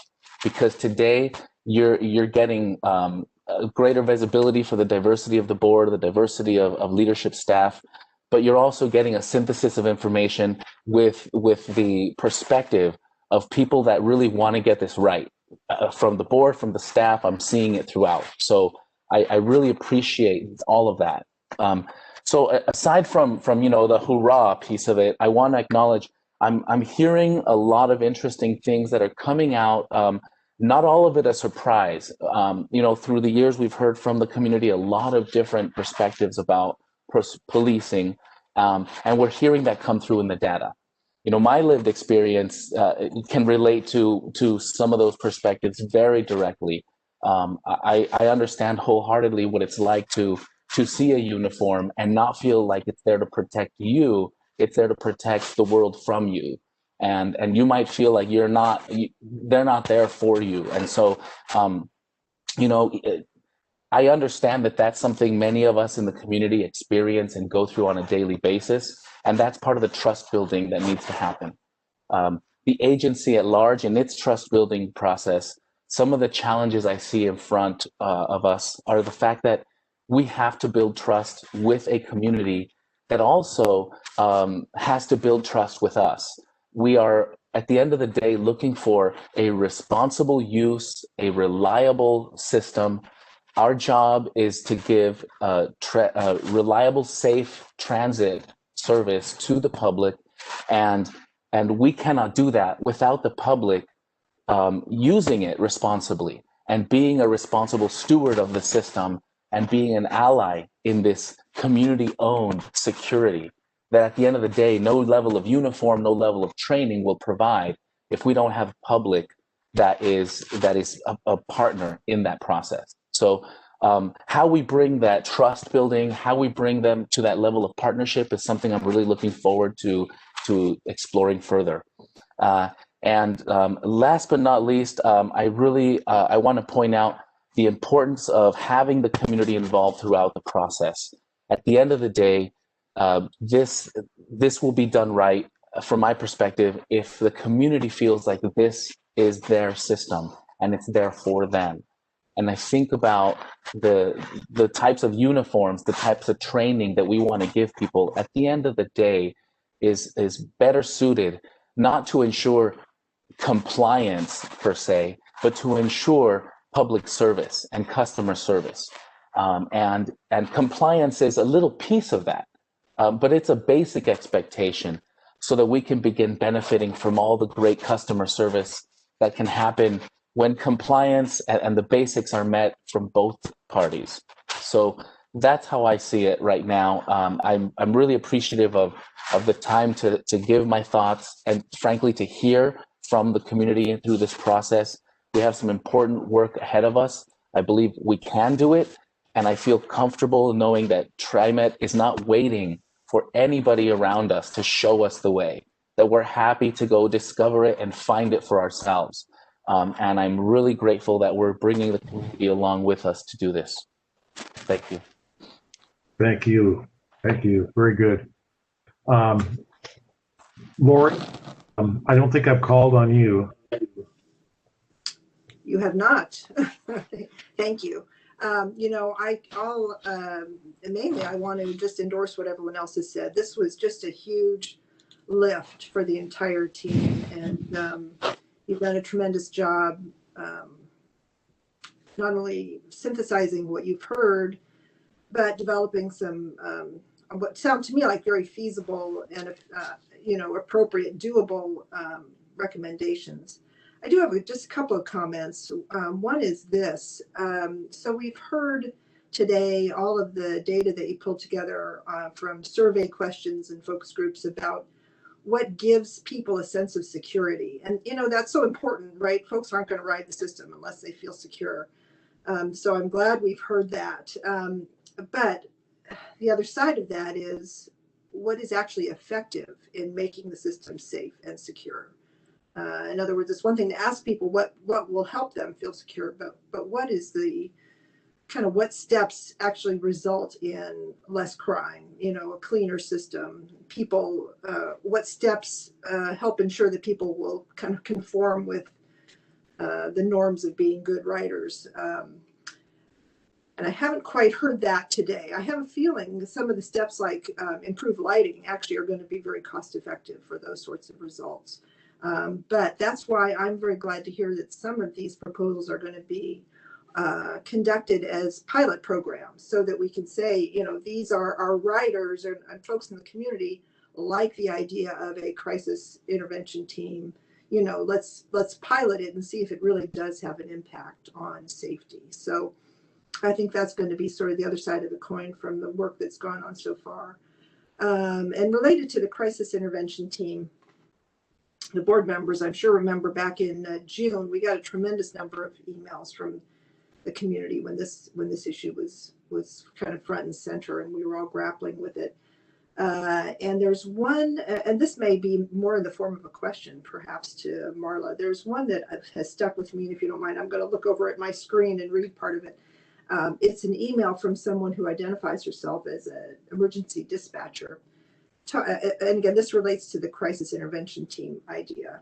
She says, fire, medical, mental health workers, and DHS, et cetera, will not respond to a scene they feel could be unsafe for them until police have first responded to make the scene safe for them to come into. This is a question I have about the crisis intervention team. They're going to be not police officers. They're going to be people with other skills who can, one hopes and one expects, could deal appropriately with mental health crises or something that doesn't rise to the level of requiring a police intervention. But can those teams work and be effective without having police first come on the scene to make sure there are not weapons or there's not an immediate risk of violence? And so people much smarter than me have thought about this, and I would be interested as we go forward to understand exactly how a crisis intervention team works given that circumstance. Or is that right? Is that observation correct that we heard from a member of the community? It's also, we've known for a while that we have less security presence on our system than our peer agencies do. And so I think that's, having that as context is really important. But I remember when the terrible stabbings occurred at the Hollywood Transit Center, I heard from people, why can't you have a police officer on every bus, on every train? And, so the expectations of the community about what you can do to keep people safe has to mesh with what our resources allow us to do, of course, and what's appropriate. So again, I think what we've heard today, I think, are some really cost-effective and reasonable steps, and I think a really good step forward in showing our good faith to the community that we want to keep the system safe. We want to do it appropriately. We don't want to intimidate people. We don't want to scare people away, but we want them to feel welcome and safe on the system. So thank you to everybody. Thank you. Anybody else before I make a couple remarks? No, I'm not hearing any. Again, I'm not going to say anything more than what I think you've already heard from the rest of the board members. I think that they've done a good job of outlining their issues and ideas and thoughts. Doug, I would just say that I think that you and your staff have put together a very aggressive work program. I think it's doable, but I also worry about trying to do too much. And my only comment would be to you is make sure you're focusing on the most critical and most important issues there and laser focus on those. So in some ways, maybe less is more on some of those things. So I think when you go back and look at the budget and the resources you need to actually go forward on all those objectives and ideas, it's clear to me it's going to be more than $1.8 million. And I'm looking forward to having you outline again for us the real priorities, the areas you want to focus on, and tell us, what we need to do to really be successful in those areas. And don't sugarcoat it. Come back with what's really needed to do it properly. So that's the end of my comments. But otherwise, you're heading the right way. Please proceed. Well, thanks to all of you for your own time today. And we know you get feedback from your constituents and community groups, which is also part of this. And, as John's outlined, we have a great base to be very proud of. We really do. But we need to get to a new base as we climb up Mount TriMet here. We really do. This is not going to be easy, but it is cultural and foundational that I believe TriMet be a thought leader, not only within this region, within the state, but I believe we can bring value nationally that others can learn from as well. There are going to be, I call them crunchy corner conversations I need to work through to bring back to you as a board over the next probably few months here as I put these priorities of importance, and they are important, as you can hear, and thanks for your support on all of this, against the other priorities of a complex organization, and particularly underpinning with less financial oxygen in the bank account. So that's my job, and I will be back, and but we will be successful. I have no doubt about it. And we don't know the pathway yet, but we've set ourselves up, I believe, with your support of a strategic framework, which is intended exactly what I hope to accomplish in sessions just like this today. So thank you for your support. Thank you for your time. Thank you to the Fab 50 behind the scenes. And I think we'll declare victory with an immense amount of work to do. So thank you very much. Right. Anything else by the board? Hearing nothing, I'm going to adjourn the meeting. Thank you again, all. You have a great rest of the day. Goodbye. Thank you. Thanks, everyone. Great work.